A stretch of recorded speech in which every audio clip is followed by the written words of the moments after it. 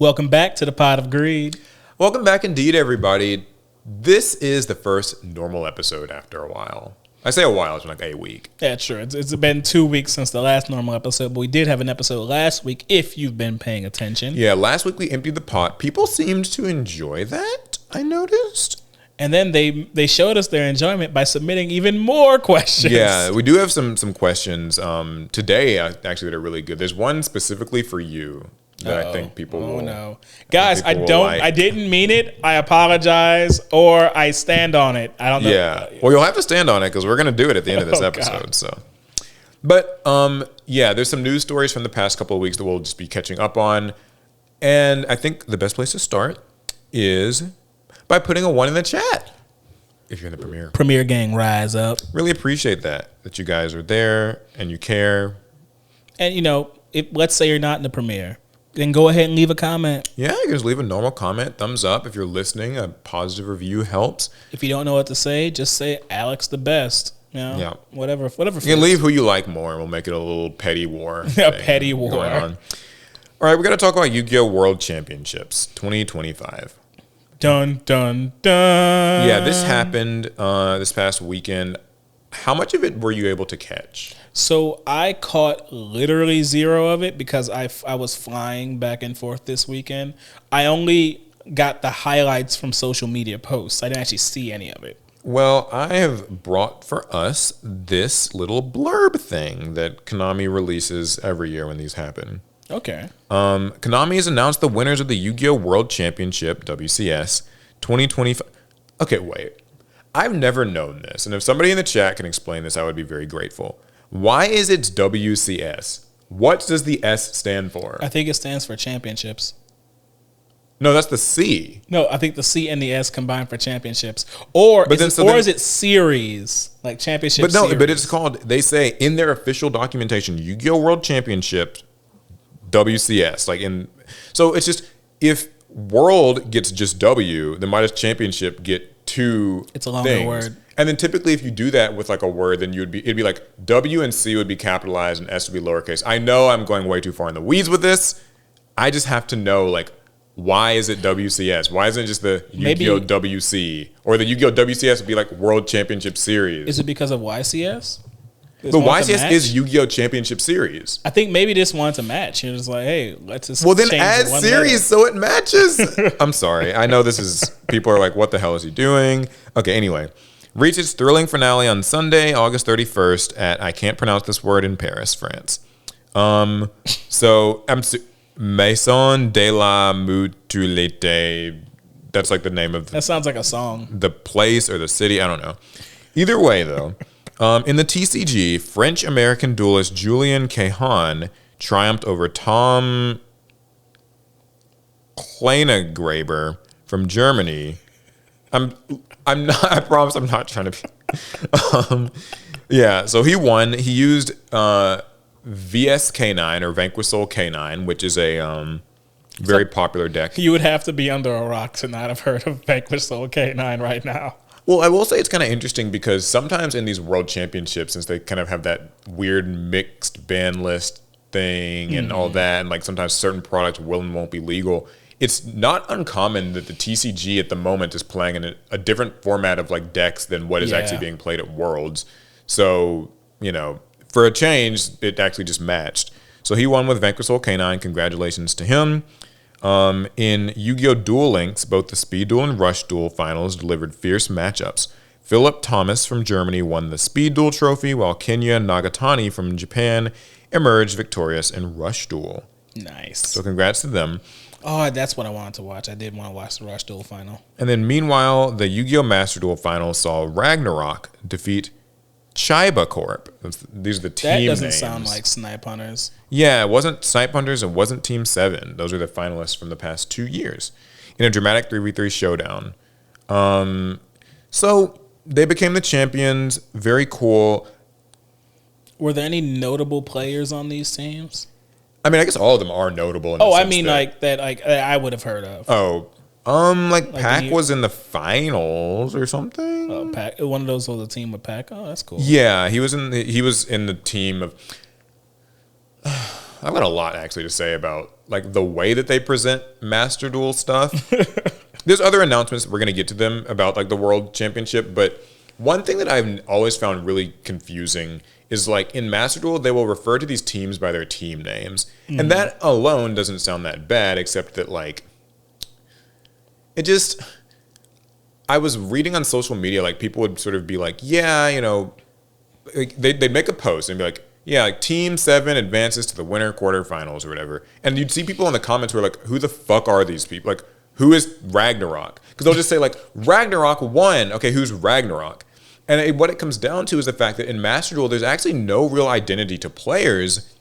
So you don't actually know who's like going to Worlds until they're there. Usernames are ephemeral. They can just change. Yeah, because it it's don't just matter. It's just usernames. There's never a face to it because you qualify through the Duelist Cup, but like you'll never know who like the person that won the Duelist Cup. You won't really know how they look. Like maybe you'll know for some people like a Joshua Schmidt or a Jesse Cotton or like a Ryan Yu type, but like generally speaking, these people's like the average viewer's first exposure to these people is at Master Duel Worlds. We're kind of just told by Konami, yeah, trust us, these are the people who qualified. And so it just, I know I'm making maybe mountains out of molehills here, but I just think that it would be cooler to have some way to get to know these people sooner than like the weekend of the event. Right. Like I think that would be nice. And maybe like when you're making posts saying like, congrats to Ragnarok. Okay, more like just how about congrats to the 3 people? Yeah. And like say their names. So I know who makes up Ragnarok. That would help. This is not a slight against obviously the people who won. Good for them. I heard that Master Duel gameplay wise was not the most enjoyable thing, but that's a shame because I liked the Master Duel final last year.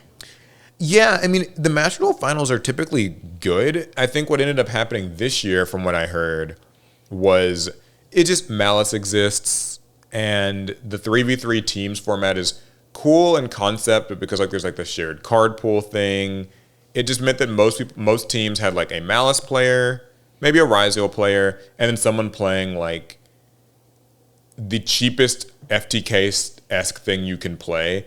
Gimmick puppets, Mermail hand loop.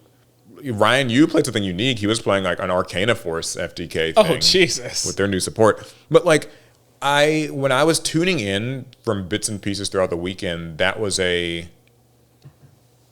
common thing. Like it's just people are like, it's so coin flippy, it feels too polarized. It's, Malice is so far and away near unstoppable, and like you can't reliably prepare for it because you need to main deck something like Chaos Hunter or Lancia to have a chance at stopping Malice. But if you main deck those cards, there's no guarantee that you'll face the other team's Malice player. Right. And it just got really like gross and kind of just shows like, and I think I made like a tweet or something about this. I feel like it can really show like the ugly side of Yu-Gi-Oh! When people are sort of just back into this. Like Joshua Smith played a pure stun deck as one of his decks. Just raw, unadulterated stun.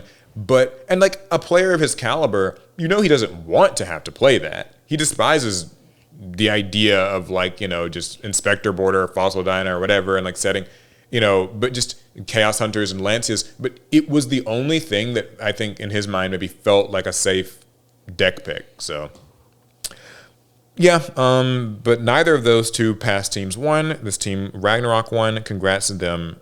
That's great. Well, hopefully they can set up another like exciting like second final next year. Perhaps. I know that they do always invite back the title holders the next year, so that's cool. A few other things that happened. They announced that the 2026 finals will be back in Japan in Tokyo for 2026. We were there, not last year, in 2023. The last Tokyo. Yeah, we were at the last like Tokyo thing. They kicked off the ceremony with this video from the president of France, Emmanuel Macron. Yeah. He did this little video. It's like a little minute-long thing where he kind of... Here's what he says, actually. Surprising thousands of viewers, Emmanuel Macron kicked off Yu-Gi-Oh World Championship 2025 opening ceremony with a thoughtful message to Yu-Gi-Oh card game fans. He says, I know that this is an important day for Yu-Gi-Oh and the entire world of TCGs, which is gathered in France, and it is a great source of pride for us to host the World Championships of your discipline, to have all the enthusiasts from around the world gathered in France to live out their passion, their games, their universe. And there's this picture of him where he's holding a blue eyes white dragon. Yeah, I'm looking at that. He also says, I want to tell you how much... It's not. It's real. Oh. I want to tell you how much I have confidence in the TCG and the perspective it offers, and I hope that France will become more and more involved. And there's a real picture because it's from a video. So I'm just surprised they got the president of the country to take out time for that. I was also a little bit curious, mostly because, like, it kind of seems a little un-Konami-like to do what is, if you squint, kind of a political endorsement. I mean, it kind of is, but then again, this is Konami EU, and they operate on different... Yeah, they're on a different... They do things different over there. It's just interesting because, like, you know, being the president of France, I'm sure that people who live in France or maybe near it can vouch for this. There are probably some people who really like this guy. Yeah. There are probably some people who don't really have any strong opinions, and there's probably some people who hate him. Yeah, and Yu-Gi-Oh is typically a game where they seem like they keep as literally far away from having even the semblance of like a slant. Yeah, Yu-Gi-Oh is really apolitical. Yeah, it stays very apolitical, and so I just thought it was kind of like a surprise to have that. It's not like it's the president of France, so it's not like a huge deal. But I guess like in today's maybe more like politicized climate, I thought that Konami would not be as likely to do that. I mean, honestly, I think at least for Konami Japan, I think they'd like it if like the leader of the country that's hosting Worlds that year would make an appearance. I think from the Japanese perspective, that's a good look. Yeah, I don't think they would think about the politics of it all quite that. It sets some legitimacy, I guess, to the proceedings. So there's that. I bet he didn't go there for a Pokemon Worlds. Yeah, I don't know if Pokemon's ever really had someone like that. Speaking of that, I was watching the finals. It looked like it was basically set up the same way as the finals that we went to, like where it's just, you know, like a large screen, a kind of large like audience. They didn't do the thing. screen floor? No. Dang. And part of me Pokemon's wants to sit here and be like, you know, this is such a failing on their part. Like Pokemon did so much better. But it seemed like the players were having fun. So even though the production value was about the same as it usually is, I don't think that's like all that. I guess the real question is, did they play in the back rooms? They did not play in the back rooms that I could tell. I saw photos of like kind of the first day of play for like TCG, and it looked like it was a little bit more dressed up than that 2023, like just literally just sixth white grade rooms. Yeah. Yeah, so it looked like better than that. And also there's something else I was going to say. They had decorated the outside of that venue and the city kind of just in Paris. They had these, maybe you saw some pictures of this? I have seen some pictures of Paris. Yeah. Well, I should have been more clear. Of like Yu-Gi-Oh like decorations in Paris. Yeah. They had like Dark Magician and like Blue Eyes. Eiffel Tower. I've seen a picture of Paris. Yeah, they had that stuff, and it was like around the city, I guess. They had like kind of just on like flag poles and like other things, and like the building that was happening, they had like window installations. So that was cool. It let people know that was happening. I remember when we went to Japan, that was one of our like, we were kind of confused that they weren't advertising it more. Because what was weird for us was we got approached quite a few times when we were in Tokyo for the Yu-Gi-Oh Worlds that year, and they were happy to see us. But then there was a weird question they kept asking. Why are you here? And we'd be like, yeah, like the World Championships is like happening this weekend. And people's response would be, what? Really? Oh, okay, really? Like, and these are like, you know, sort of Japanese citizens for an event that's happening in Japan. Like, they're like residents, and they're like at card shops oftentimes. Mm-hmm. And they just kind of weren't really aware that it was happening. So that was weird. So I guess this time it seems like they had some stuff throughout the city leading up to it. I mean, if the president's involved, I'd be surprised if there was a single Yu-Gi-Oh player in France that didn't know. But this actually kind of like ties into my theory that like European Yu-Gi-Oh players are the biggest Yu-Gi-Oh fiends. Yeah, I've always gotten the impression too that like in Europe they really like they love their Yu-Gi-Oh. It seems like it is very small, very loud. Like it's kind of that's the name of the game. I think of it as concentrated. Yeah, very concentrated. I think small is not the right word. Yeah, it's concentrated. When we were in Germany, I did not feel like they were lacking in love for Yu-Gi-Oh in the slightest. Yeah. Also, there was another thing. They had like a Yu-Gi-Oh sort of museum exhibit that was like across the street or something. Like they'd rented out kind of a thing where there was basically like card art, like kind of framed card art. Some of the figures that they've been releasing from the different like Mega Smile. And there's like Smile, Good Smile Company, Mega. What is it? Mega House. Mega House. Okay. Yeah, I saw like some video of the Kagari figure and like other things like that. So. That was cool. They also were showcasing the Nike shoes in person there. Oh, I wish so people got to see them. And now here's the thing that was kind of strange. Did you see the Red Eyes Black Dragon like Nike swoosh version? No. Okay, so I really should have like had a picture ready. Yeah, they have a Red Eyes Black Dragon that they're releasing that's got the Nike swoosh. And some of the sponsored content creators who are out there, and I guess some of the players or whatever, were also they were like also making posts showing it. What was weird though was they didn't really say how you could get it, so that was kind of bizarre. The card was on display. Just like a single copy of it was on display. Well, it looked like there were just people. Yeah, like I think there was maybe like one there, and people had like a picture of it. I'm trying to see if I can actually find one because like I thought we knew everything that came with those shoes. We were wrong. Wait, this could be like the Adidas thing again. Because you remember how the Adidas thing essentially had two waves? Where the Yu-Gi-Oh Adidas, the first wave was Dark Magician and Blue Eyes sneakers. And then they did like a third later. Or were they slides? They've done a few different things. I think like it's kind of weird because they didn't say how you get it, but my understanding from what I've seen now is that like, yeah, so this is it, is that it only comes with the Japanese version of the shoe, which, because like the manga, like black and white one's only available in Japan. Here's the problem though. Here's the problem. It's a Japanese exclusive and yet the card is in English. So that's so funny. Which makes me wonder if maybe like, it's like just maybe it's like a novelty thing. Like as a Japanese consumer, you were getting to buy the Japanese exclusive pair of Joey 95s, but you get an English card because Nike is like an English company, or like they're a Chinese company. Oh yeah, well, or you know, like an English speaking company, or let's English go to first, headquarters. You know, you know. So I don't know, or maybe.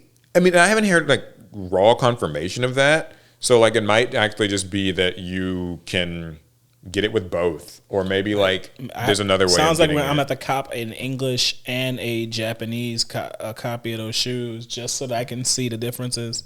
I mean, I need the spell and the trap, so yeah. And then it's weird though because the trap is in Japanese. So like, so why is the Red Eyes? I don't know. I was just very confused by that. I didn't really entirely understand.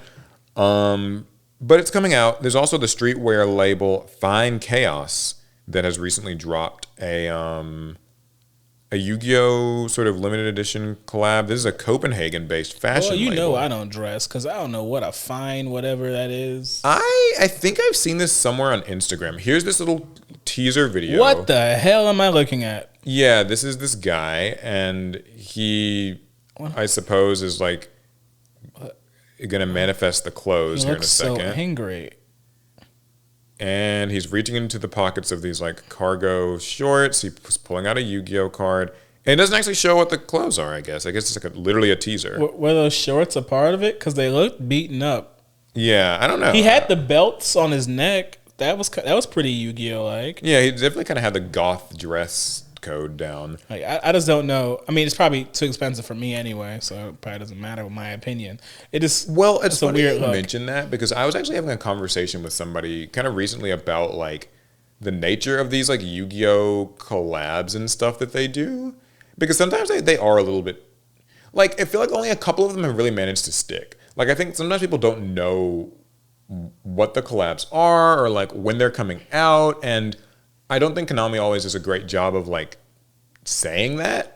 Because Like they didn't say anything about the red eyes. I mean, we're delving into an industry and a lifestyle that like a lot of Yu-Gi-Oh players aren't really all that familiar with. We collect and play cards, okay? We, you know, a lot of us, we don't dress like that. We don't collect streetwear. We don't collect sneakers. So we wouldn't even know what avenues to use to find out when these things are coming out. And to be fair, Konami's not actually trying to sell these things to us. They're trying to get these things in front of like natural like streetwear. They want to find fanatics and I think they want to find a sneakerheads. current streetwear fanatic and also maybe okay. I went to their site by the way. Here's I actually was just searching that. yeah. You can sort of find what they've got. So, Yo, they have the Yami Yugi leather belt. they do have the Sold Yami out. Yugi leather belt. It's sold out. It was $192, so I wouldn't have bought it anyway. That did not stop a lot of people. They have the Fallen of Albaz compass. That's weird that Albaz snuck into a. This whole thing is sold out, so we missed it. Yeah, so we're not getting anything. But I do sometimes think that like the collabs are a little weird because like they want a normal person to get the stuff, like a normie normal person, like I remember Yu-Gi-Oh. So it's whatever. I don't know. It's fine. Like it's cool. Okay, now here's one other collab that was announced. Neymar Jr. teams up with Yu-Gi-Oh card game for eFootball Champion Squads collab. Oh, okay. So it's the Yeah. Konami soccer game. Well, I think these are people too. Isn't eFootball the Konami game? This is a little trailer. I think they're characters in their game, but I just didn't know if these are based on real people or not. Like Neymar Jr. Is that just a character? Oh my god! I'm sorry. I know I sound. You don't know who Neymar? I don't even follow soccer. I do know who Neymar is. So it's a real person. Yes. Okay. I apologize for my ignorance. I really truly do, but like. And yeah, eFootball is one of Konami's games. Okay, so this They is sort collab of, with themselves. This is similar to the. Well, you laugh, but like that's kind of the only way Konami will ever like put something on a card is like if it's sort of just themselves. It brings you to the conversation though that I've had once before, which is like, would people like to see more like kind of crossover things? Not quite maybe to the extent that Magic the Gathering does it, but like. Would you like to see Yu-Gi-Oh! X Metal Gear Solid because they're both Konami things? And I think that the general consensus I hear from people is no. But how do you feel about this upcoming football champion squads collab? I mean, it's hard for me to feel one way or another since I'm not really a soccer fan, so I can't love it, and I feel like I can't hate it either. I thought you were gonna say what I was thinking, which is how can you even know? Because once again, they haven't shown what it is. Oh, I don't know. I mean, maybe if you play eFootball, like there's some notification in the game or something. Well, that's the thing is like they don't say anything. Like they kind of announce stuff and they say like please stay tuned for a future announcement. Okay, well it's the fucking World Championships. Maybe this is the place where the announcement should have been. Like this is the highest likelihood that you got some normal people paying attention. Sorry, I'm getting too negative. I tried to Google it. And I found a bunch of random images, and I don't know if these are all related to the collab. They probably aren't. It reminds me of the Power Pro baseball thing that they did a while back. Power Pro. I think the Harpy Lady sisters got like the Power Pro. Yeah, I like those Power Pro baseball cards. Power Pro Yu-Gi-Oh cards. The artwork was fun. So another thing that happened at this Worlds was that they debuted the Master Duel AI commentary. I knew we were going to get here. We were all looking so much forward to it. So it's finally here, and I was lucky enough to catch a glimpse, Alec. And I saw it later when you showed it to me. Yeah. Thoughts? Yeah, I don't know what actually possessed Konami to show what was clearly unfinished and unpolished technology. Some background for people who are like, what the hell are they talking about? So like a month or 2 months or so ago, they were saying how they made this, a year ago, they said that they're working on like a Master Duel AI system that is going to like study all the decks and cards that get played and learn like what cards are the best like win percentages and play rates and like kind of be able to predict how a duel will go. And it was just like this kind of cool announcement that they made at Worlds last year. They weren't very clear on what that would mean or how that would actually like, you know, surface into a real tangible thing, but it was just an announcement. So this year, about a month or two ago, they said that they're going to be using an AI commentary system for the Master Duel, like sort of the rounds that aren't being streamed and like commentated on by human people. They're going to just have like this automatic AI commentary. And because it's AI, it can speak in 10 different languages. We actually covered this in the podcast. So the idea is like if you speak Portuguese, they might not have Portuguese commentators, but it's okay because there's a Portuguese AI generated stream with this voice that's going to yell excitedly and like commentate the game. We were weary. I think pretty much everybody was a little weary. They were like, this seems weird. Maybe this would be better used other places. I think we were right to be, having seen what I saw this weekend. I don't know how a voice can go through an entire like cast of characters in one sentence, the way that AI voice did. It really did. It basically sounded like there were like four major issues that I had with it. One, the literal like accent changes throughout its speeching. In like, one sentence, the accent will change. It can sometimes kind of have like sort of a Britishy like sort of accent to it, and then like a more normal American one, and then like something else, and like it would just change accent. It would change pronunciations of cards. It went from like malice to malice, like just sometimes in the same sentence. And sometimes it would say the middle letter of like, you know, like there's like malice P Chessy Cat and stuff, or malice whatever. It would like sometimes say those middle parts, and sometimes it like wouldn't. It would just say malice Chessy Cat, and I would just have a little pause.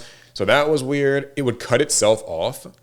So it's like it would kind of like start saying things. Then when another card got played, it would just immediately like just cut off and just go into another sentence. I do think it'd be funny if it tried to be its own color commentator as well at the same time. So like it cuts itself off for some color commentary, then it gets back into the regular commentary. It kind of even seemed like it was trying to do that at some points, because it would sometimes switch from third to first person. Oh yeah, that was strange. Like I is like I. Yeah, it would say I, because like for 90% of it, it's just like, you know, the far player activates this, which by the way, that's also like just the far player versus the near player. That's that's a weird perspective to put on a game that you're watching from. Like, I guess like technically one player is like closer to the screen, but like it's just awkward. And then like, but the thing I was going to point out was like, it would. I lost my train of thought.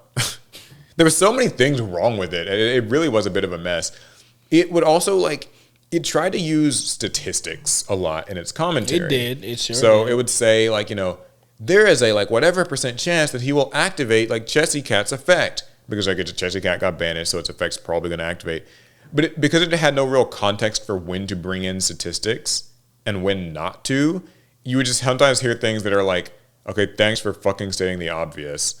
And then other times where it's just like a statistic that just doesn't feel relevant to the situation. Like, okay, he used Ash Blossom and Joyous Spring. If Ash Blossom and Joyous Spring resolves, there's like a 63% chance that a player will win the match. And it's like, sure, but like I just don't know that that's helpful in this moment of commentary. If Ash resolves successfully, you've put yourself in a better position than your opponent in that moment. That's you don't get a percentage for that. Yeah, and the changing tenses or whatever, not changing tenses, but like the changing like from third to first person randomly, it would just like sort of say it as if it's like talking to the opponent, like, I activate this. And then, just like, getting into it, you know, just like, ooh, this game's so exciting. I'm playing it now. Yeah, and then sometimes it sounds more excited, and then sometimes it would kind of sound more like not as excited. Like the AI commentary reminded me of when I try to do an English accent, where like it starts off like pretty like British like, and then it turns Jamaican. And then I kind of switch between them, and I can't figure out where does British like end and Jamaican begin. A little Germany. There's a little Australian in there. At what point are you just appropriating everything? Yeah, I mean, I think it was a definitely interesting proof of concept. I'll give it that. And like there is an actual use for it because it does become a logistical issue of trying to appease everyone's language differences. Yeah, because you can only like feasibly hire so many sets of commentators. But I do feel like they could have polished that AI some more. Yeah, it felt like it was very half-baked. And here's the thing, too. I feel like there was an application for this that could have been a lot more useful, actually. They could just use ChatGPT 5. It just won't be as warm and sycophantish. Yeah, that's true. That's what they said. You tuck away my AI girlfriend. No, what I was going to say was, like, I think that it would have been useful for pre or post match analysis. So like leading, so give us the statistics. Yeah, give us the stats because like the match hasn't started, the players are kind of getting set up and getting seated, and we're just a period of time that would normally be kind of empty time on stream. You could have this AI just saying things like, you know, like this player is using Malice, and like Malice is known for this. He's going to be probably looking to resolve this card and this card because if he resolves Dormouse, then like that'll like increase his likelihood of winning. I watch a lot of football. It's like NFL pre-game analysis that they'll do. Yeah, just giving you some framing, and you could even do some post-game, like because now that the match has happened, and we can go back and see like this was maybe the defining moment or whatever. That could have been a better use for it, I think, than just whatever this was. So. I thought it was kind of a joke and like actually just made it look more awkward. Like I think it made Konami, the technology company, look very bad. Yeah, they should have outsourced that one. I'm just gonna say it. They need they go ahead, call up Elon, let Grok get up there and say something Nazi-ish and call it a day. It's sad because like Grok would have probably done a better job. So yeah, you know that happened. Was there anything else about Worlds that I saw? Okay, so here's something. There wasn't really like a ban list or anything announced. I know people maybe thought there might have been a ban list. I know, because Konami did say not to expect a ban list before Worlds. Yeah. So I guess that for some people that means, well, there must be a ban list announcement at Worlds. There wasn't. I saw Duel Links got an announcement of they're basically doing the filler arc Worlds from DM. I did see that. So that's Darts, Noah, maybe Siegfried von Schroeder or something. I'm actually so interested in that. I might re-download Duel Links. Really? It's just, come on, man. Like DM era, I'm a fool. I can't help it. Yeah, I mean. I think that when you're Duel Links, I guess this is kind of what you have to do when there's not like a Yu-Gi-Oh 9 anime. Is you just dig back into that DM barrel. That I don't know what they're going to do. After they run through this content, let's say this gets them another like 2 years. Like, okay, now we're on year 3. What else do you do? It's why I think like I think that they are working on probably a 9th Yu-Gi-Oh anime. I truly believe that. There have been signals that suggest that that's probably happening. I just think that like they need to hurry up and like say it because. Oh, I had a thought. I know what they could do to drag this out some more. They could actually interpret the lore stories and turn those into worlds. You can do an Albaz world. You can do a Diabell Star world or World Chalice. I unironically thought they were just going to like hop to GX and start doing the freaking tennis team. Oh hell! You know, it's like this is the episode where Jaden faced the tennis duelist or whatever. The guy who practiced drawing and nothing else. Yeah, so that's happening in Duel Links. Is the Moki guy in Duel Links? You mentioned the whole like Chronicles lore character worlds. That does remind me. They announced what the Chronicles anime thing is going to be. The Spirit Charmers, right? What do you think about it? I think that's going to be very difficult compared to everything they've done up until now. Why do you think so? Because, well, the Charmers are old as hell. And there isn't really, like, compared to how lore stories work now, they don't have a story. You have a series of girls who clearly have life events because they're changing between their different card iterations, but there's not a lot of connecting glue. We don't know what causes them to like. get possessed. We don't know what causes them to overcome it. We don't know why they even exist to begin with. So I think optimistically speaking, that's maybe what they're hoping to fill in is those blanks. That you'll just sort of tell that stuff. But the only thing I have, the problem I have with that is the Sky Striker Chronicle series, where they didn't add anything that we hadn't already seen on a card. Yeah, so here's my real gripe that I have with the Spirit Charmer thing. It's everything you said. It's going to be airing from November of this year to next March. So think about that for a second. Isn't that kind of long? Yes, it is, but also that means we get 2 more episodes of Albaz. That's not enough time to finish the Albaz story. God, we know no. it. Couldn't be done. They've already announced the last episode is going to be Kit, I think, is what they said. The final episode will be The Kit. final episode is Kit? What does that mean? Yeah, because we get an episode a month, so we haven't gotten our September episode yet, obviously. We'll get that. And the final episode is going to air in October. Right. But the final episode is going to be like Kit. Like Tri-Brigade the Kit. person. Or Springen's Kit, which would mean that that's going to basically be the arc of the story where they meet her, and that suggests that that's where we stop. So, all right, I know you're not happy, but that's fucking fire to me. Because that means the Spriggans actually made it. I didn't think the Spriggans were going to get in.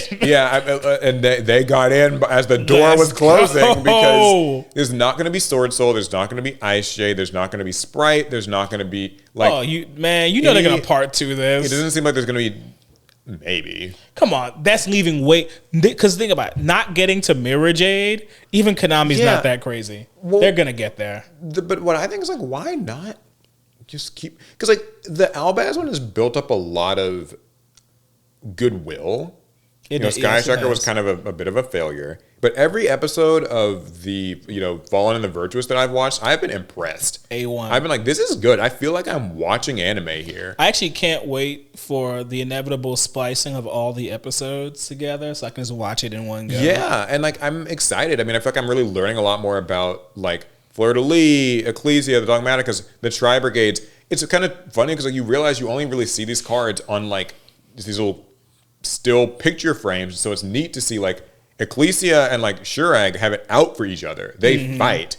Like, Dogmatica, like Maximus and Ashen are like really fucking evil. Incredibly so. And like also like the Tri-Brigades like talk. I didn't think they spoke. Like I thought that like only like Farajit and Kit were like kind of human enough to speak and the rest of them were just people. I feel bad. The moment Tri-Brigade kind of fell out of the metagame, so too did my memory of them. I only remembered Kit because she was playable in my like Spriggans deck at one point. Right, and so now like you're kind of realizing that they have like personalities. Tri-Brigade Rugal cursed. That's the first time I've heard like a swear, and like I didn't expect to hear that in like a How official often do you Yu-Gi-Oh hear a swear in Yu-Gi-Oh period thing. Yeah, and so I was just like, he said, like what the hell is happening or something. I was like, what the hell is that? I was like, wow, okay. So I don't know. It was just very characterizing. I fear that the Spirit Charmers, they're older. Like there's 4 color-coded girls. To say they're older when they're quite young. Well, there's girls, but like 4 color-coded girls with their color-coded little like familiar mascot things. I don't think that there's anything that I wanted to ever know about them. I mean, I'm sure there's plenty of people who want to know more about the Charmers.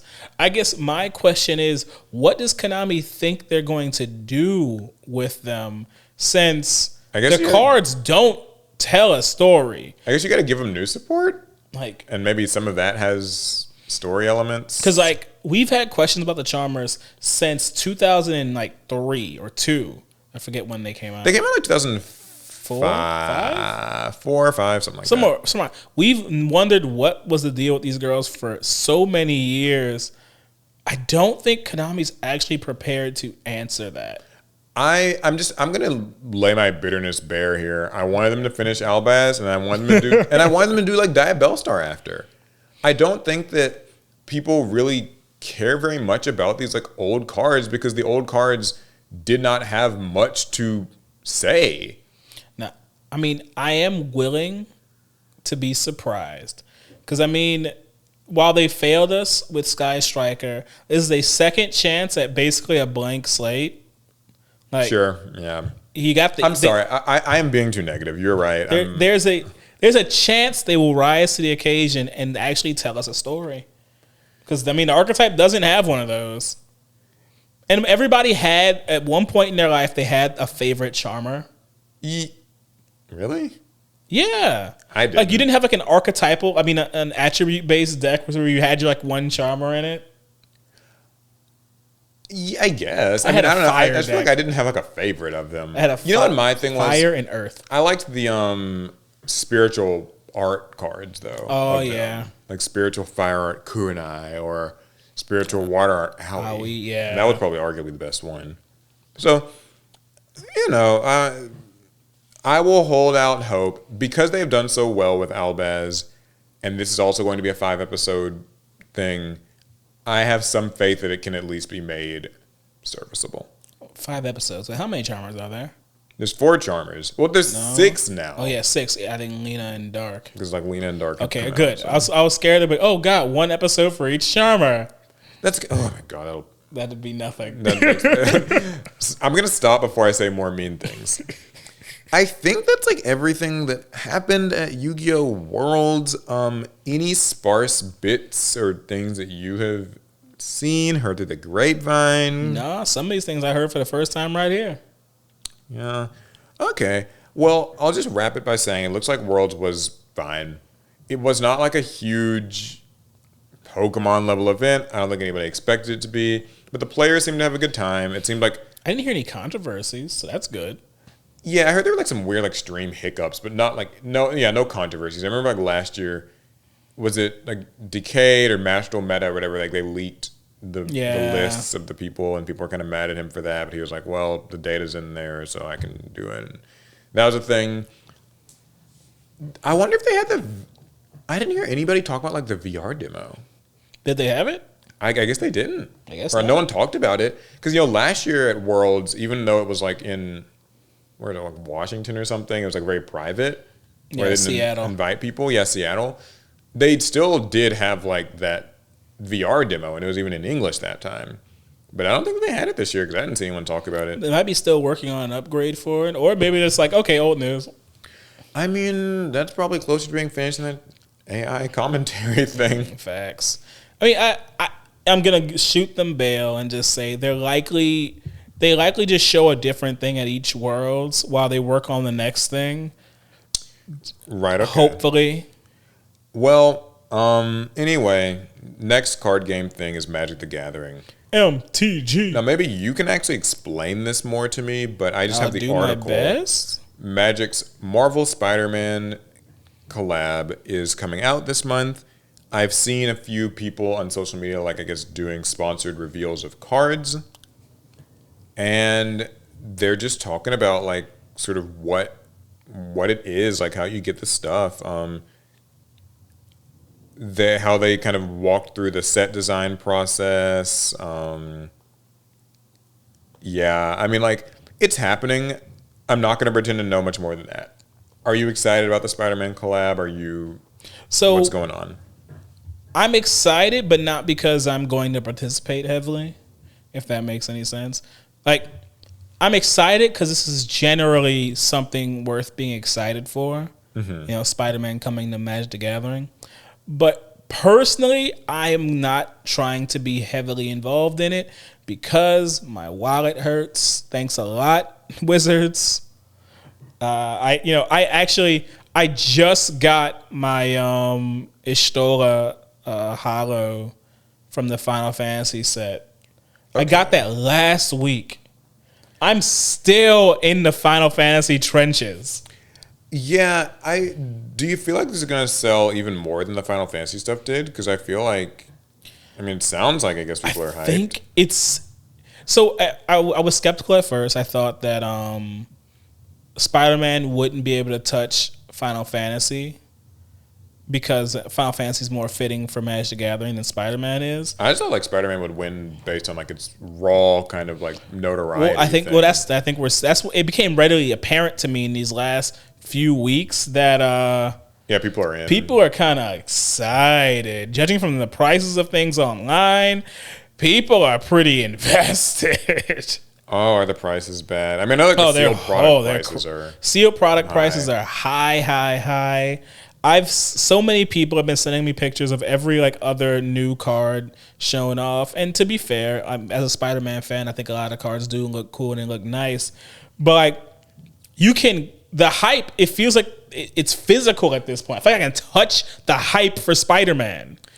That's interesting you say that. I mean, like, I watched Tolarian Community College actually made a video like last week about, he's not very big on the Universes Beyond things. We've known this.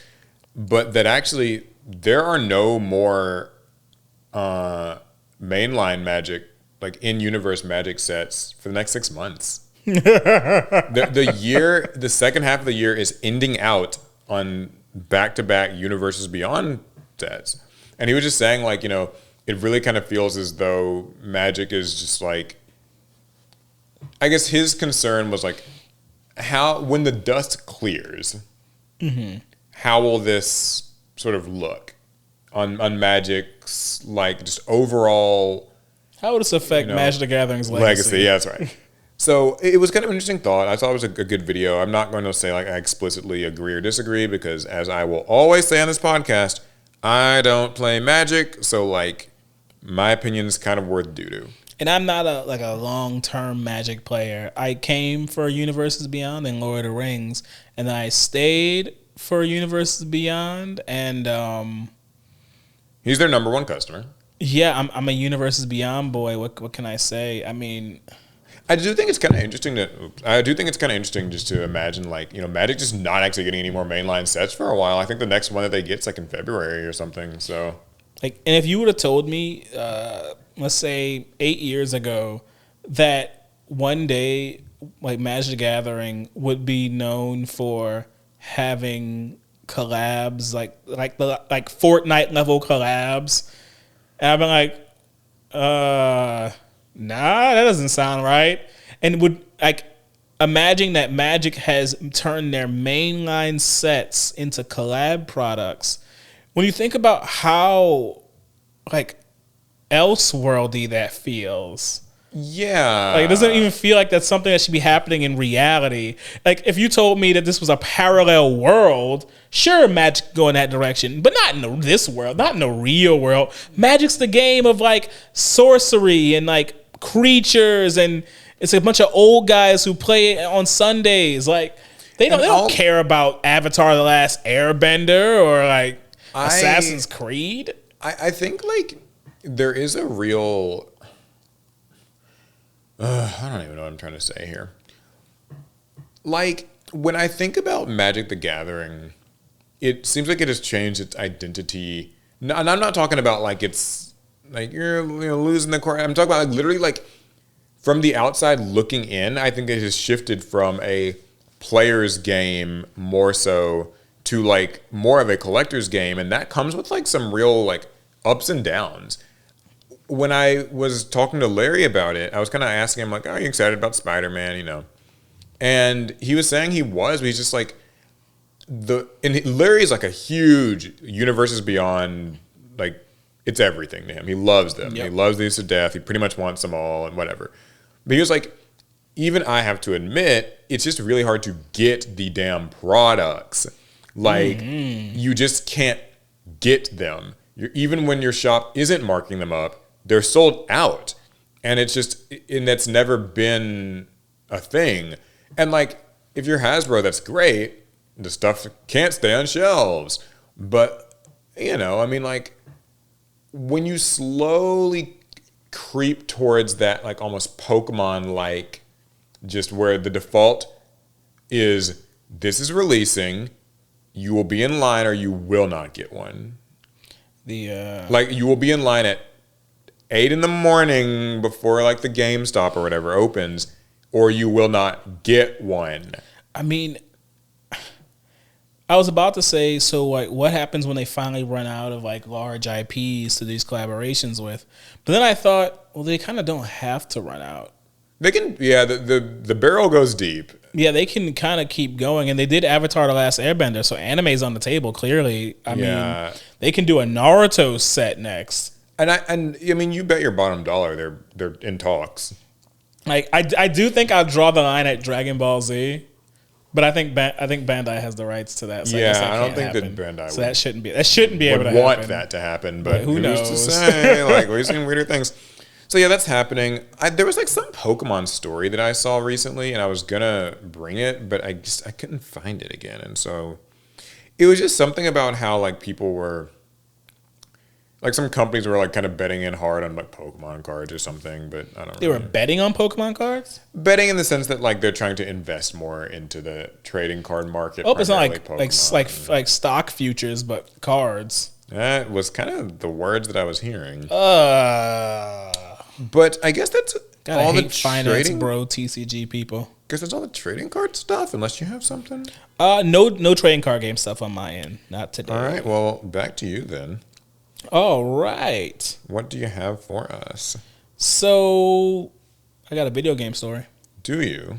Yes, a video game story. I want to play some games of global import. Let's hear it. So, Evo actually has a new, I guess, second majority owner. Oh, yeah. The Saudi Arabia thing. Yeah. So yesterday, Kidia, don't know if I said that right, Gaming, which is backed by the Saudi Arabian Public Investment Fund, announced it was taking full ownership of RTS. That's the, I think it's the India-based gaming company that used to have a strong majority ownership of Evo. Well, that was bought by the Saudi Arabian Public Investment Fund.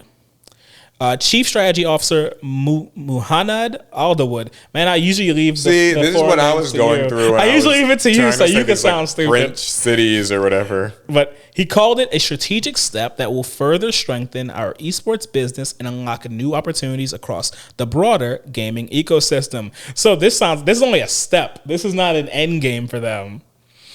He added, most importantly, this will enable Kidia to keep fueling the continued growth of Evolution Championship Series, EVO, the world's largest fighting game event since 1996, with unlimited potentials.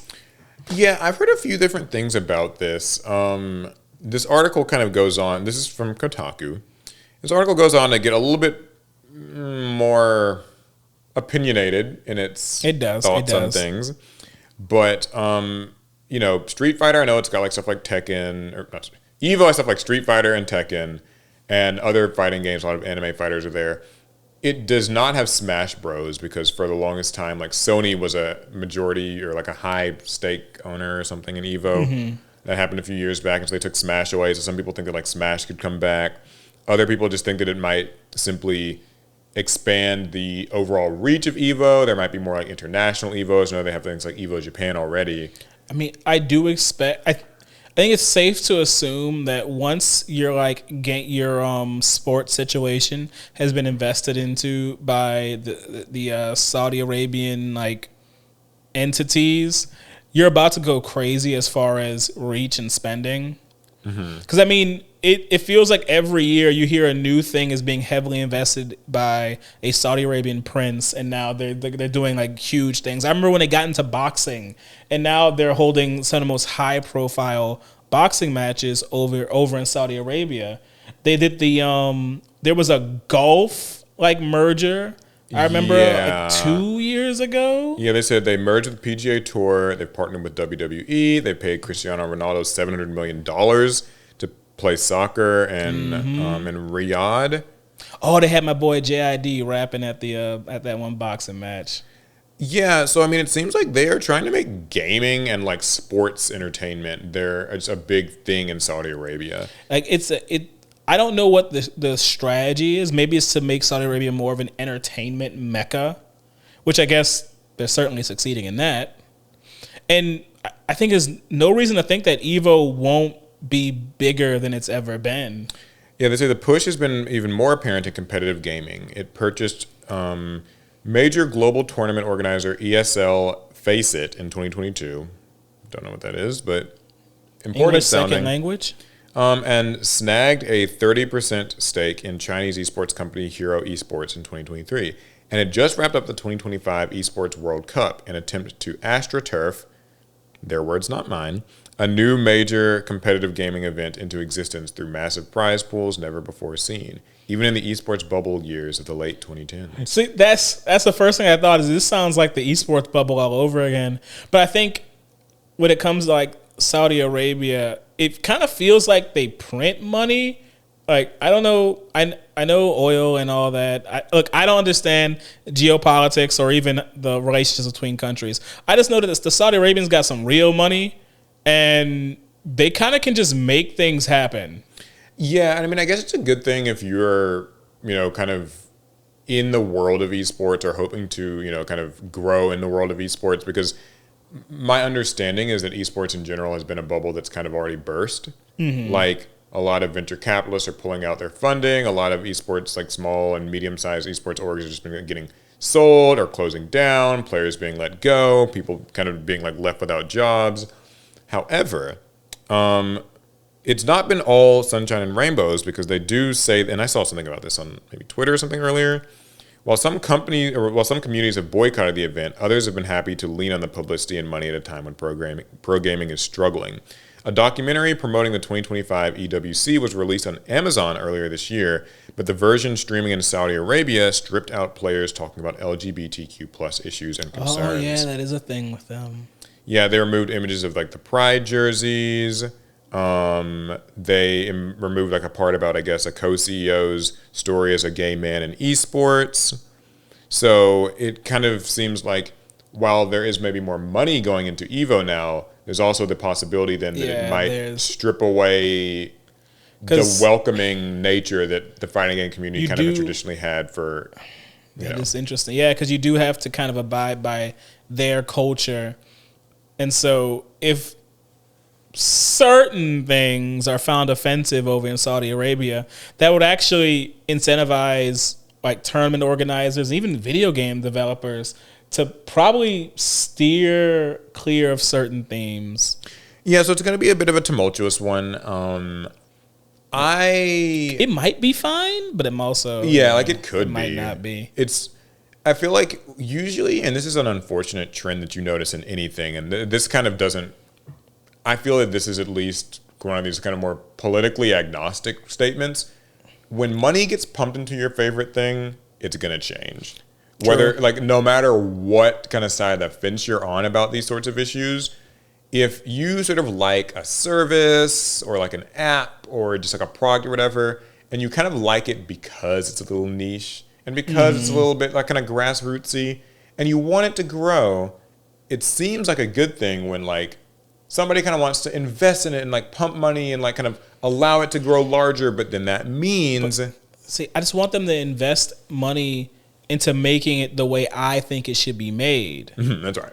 If they do it the way I think it should be done, it's fine. Alec specifically. But I have noticed at different times, like I remember the Gundam Evolution hero shooter from years ago, where it was great that somebody was pumping some real money into a Gundam video game. And I was like, yeah.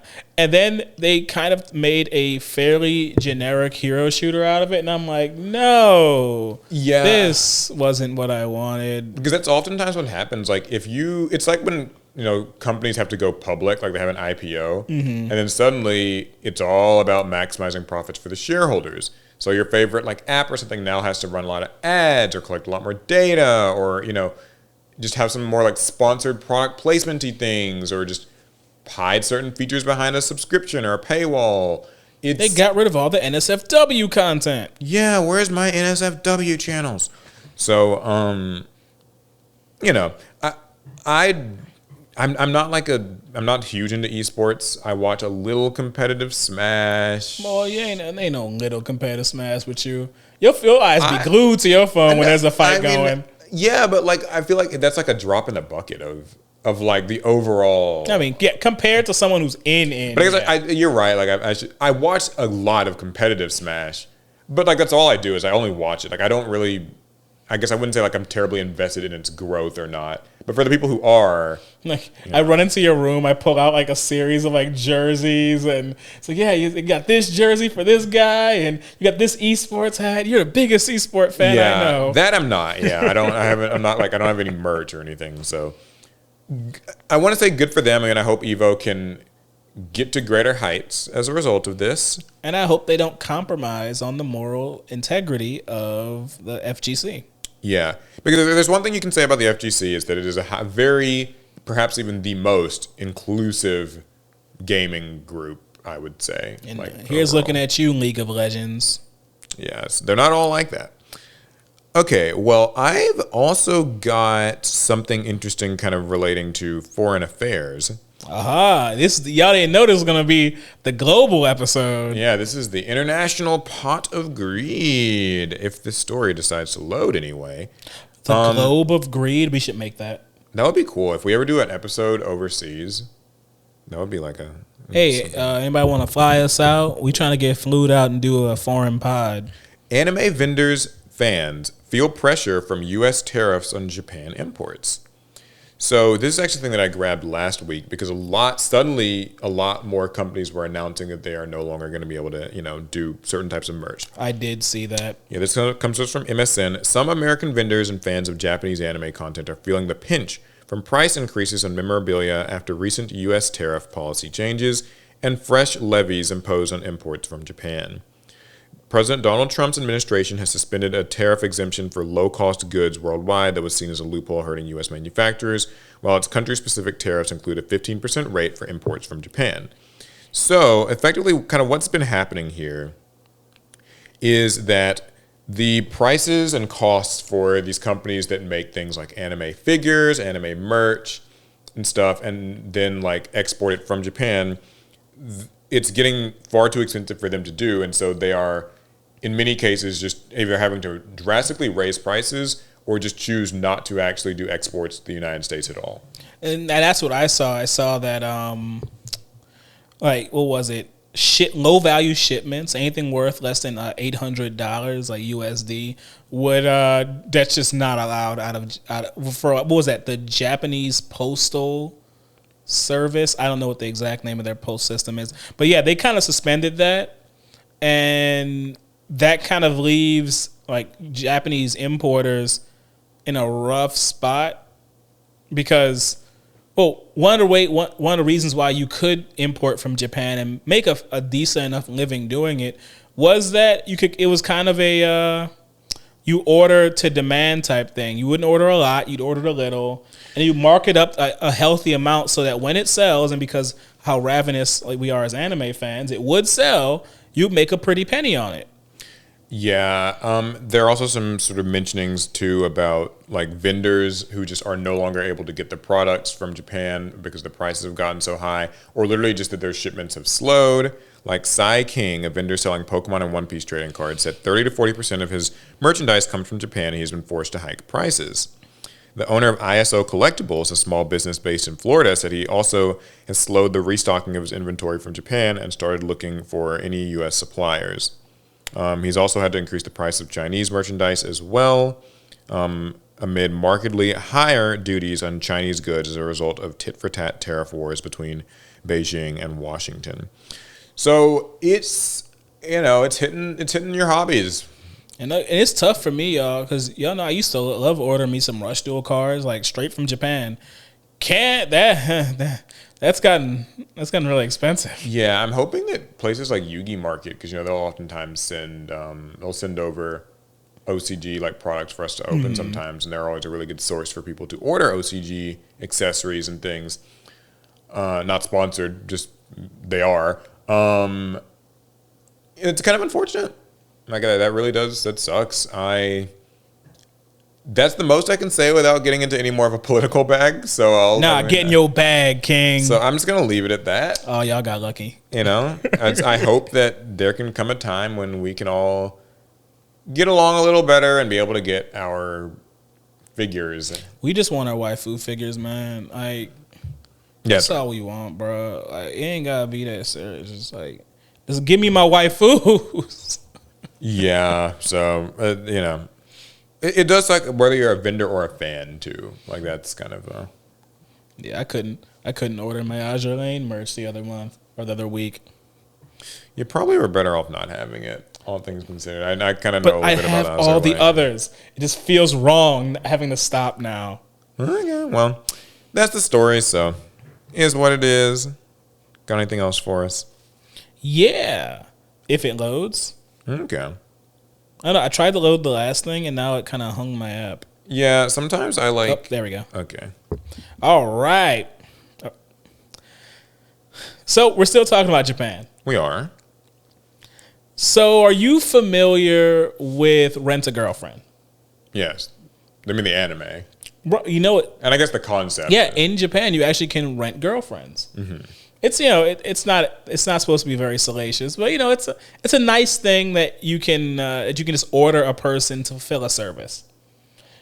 Did you know that's not all you can rent? What else can you rent? Well, hopefully not a prostitute. Anyway. I know the answer to that. The company named Rental Kawaii-Hito lets customers rent an intimidating-looking person to help them seem unapproachable. What? The business name, Kawaii-Hito, is a combination of the words scary and person. But rather than Halloween scare actors, they're essentially offering up folks who look like they could be involved with the yakuza.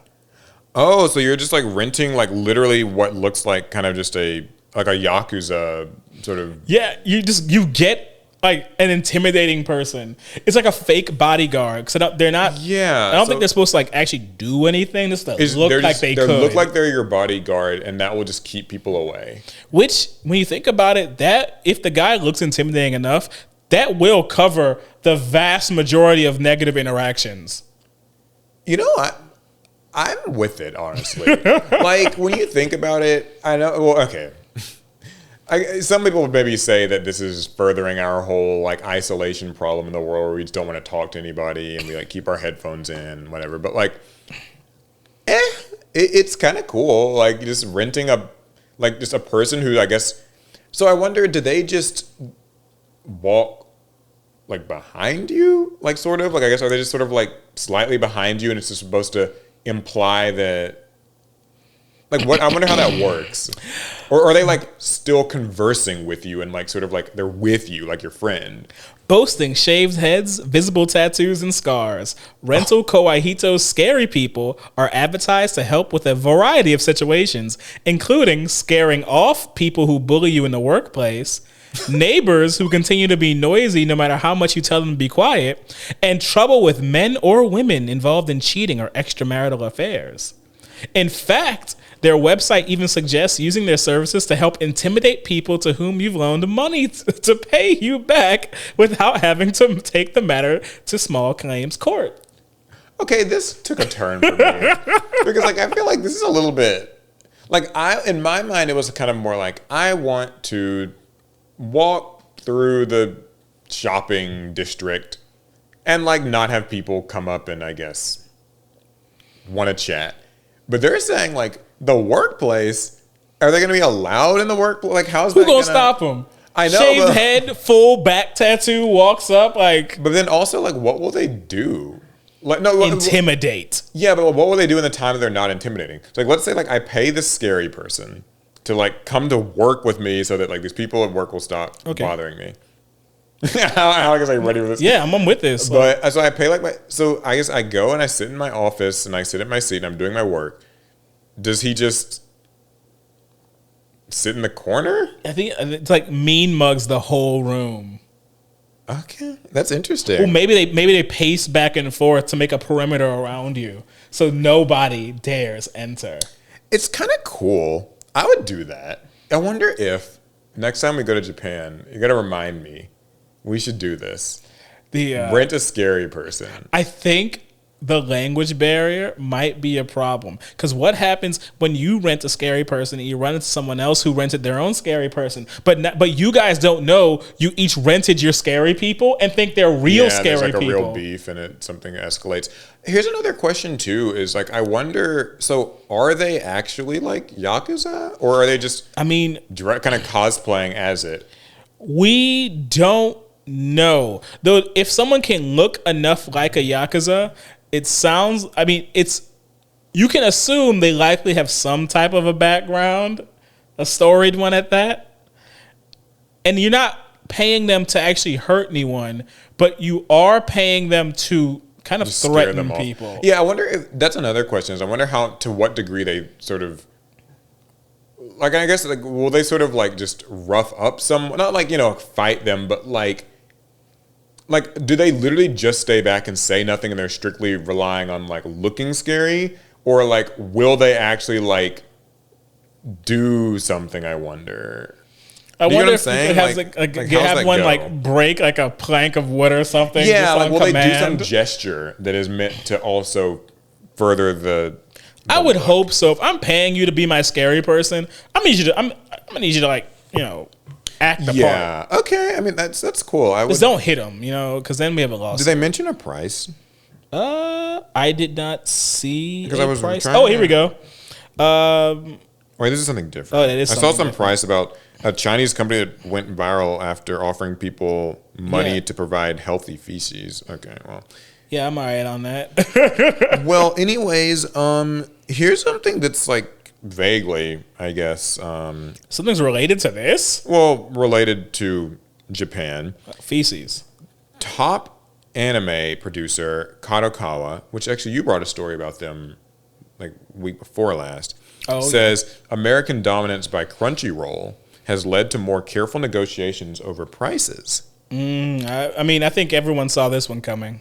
Yeah, so the topic of North American anime streaming services, particularly Crunchyroll, arose in a new Toyo Keizai interview with Kadokawa Chief Anime Officer Daijo Kudo, who discussed the state of the company's overseas anime business and growth strategies. He shared that the perceived boom in revenues from U.S. streamers buying anime from Japan isn't all what it seems anymore. While overseas anime sales revenue on the whole has been growing for years, the changes in the U.S. streamer landscape have led to an increased sense of uncertainty among some selling titles overseas. The merger of Funimation to Crunchyroll and the weakening power of HIDIVE's Sentai Filmworks as a distribution service were also highlighted as reasons. So here's his quote, because I wanted to kind of get a better understanding of what he's saying here, just so I know what the fuck I'm talking There's about. a few quotes in this article. All right, so a lot of quotes incoming.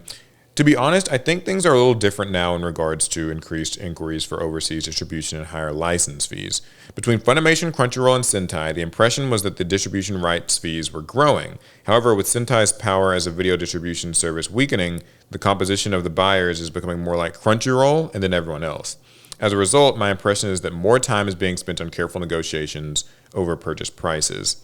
Then they say that the change in the power dynamic of American streamers has led to more difficulty with selling distribution rights and receiving revenue. So within the industry, there are works starting to appear where when Crunchyroll doesn't buy the distribution rights, the overseas distribution revenue can't be predicted. As for the works we handle in-house, we aim to avoid ending up in that situation by making decisions only after carefully drawing up an exit strategy. So this suggests that there may be niches within anime for other platforms to license titles and build a following if the fandom is there. Netflix, which together dominates the overseas streaming revenue market share with Crunchyroll, typically licenses only a few titles per season. Notably, a genre at Kadokawa believes is difficult to sell to American streamers like Crunchyroll is boys love anime. Interesting. I didn't expect to get into like the depth of genre. He was asked about what companies on the anime planning side need to be conscious of when adapting to Crunchyroll's procurement strategy. So, for example, when discussing an anime adaptation of a boys' love work, it's not that there aren't any fans, but that securing revenue from North America through platforms like Crunchyroll would not be easy. Okay, I understand this now. Yeah, or I have a better I think I get it. I get what he's saying. Yeah. Well, you first, if you want to. So, it's a mix of things. We talk about the streamer wars all the time, and we talk about how stressful it is, or becoming, to watch all the different anime you want to watch on a given anime season because they're broken up across many different platforms. I think early on, it wasn't, on the Japanese end, it wasn't that bad. Sentai was a reliable enough distributor. Crunchyroll was there. They had options. Yeah, they had Funimation before. It felt, it felt like it was predictable enough where by going into business with Sentai or anyone else, they knew how much they were going to get back. Right. But with HIDIVE and Sentai kind of falling off compared to Netflix and Crunchyroll, it's like, yeah, we could deal with Sentai, but we could make a lot more if Crunchyroll were willing to buy, but if they don't, if Crunchyroll doesn't want our anime, then the alternatives are significantly less. Because they don't even know how much market penetration that series is even going to have. And it also seems to suggest then that you're now sort of having to some extent, play by Crunchyroll's rules in terms of like what will. So like doing in the example they gave was like a boys love anime or BL, I guess is what people would call it. That's what you call it, right? I actually learned that term from you. Like when I first got into anime, I didn't see you turning that on me. Well, no, when I was first getting into anime and I like learned about the different genres, I was like, oh yeah, like, there's like, because that's yaoi. Yes. Yeah, BL, and so basically, like, I see what they're saying. Where like, if you had like a BL anime before, you could probably find a streaming service that would just sort of take it and it would be okay. But Crunchyroll maybe isn't even as likely to take that. And so now what he's describing is that like you have to actually like literally negotiate the terms of like these agreements more so than just like how much they're worth.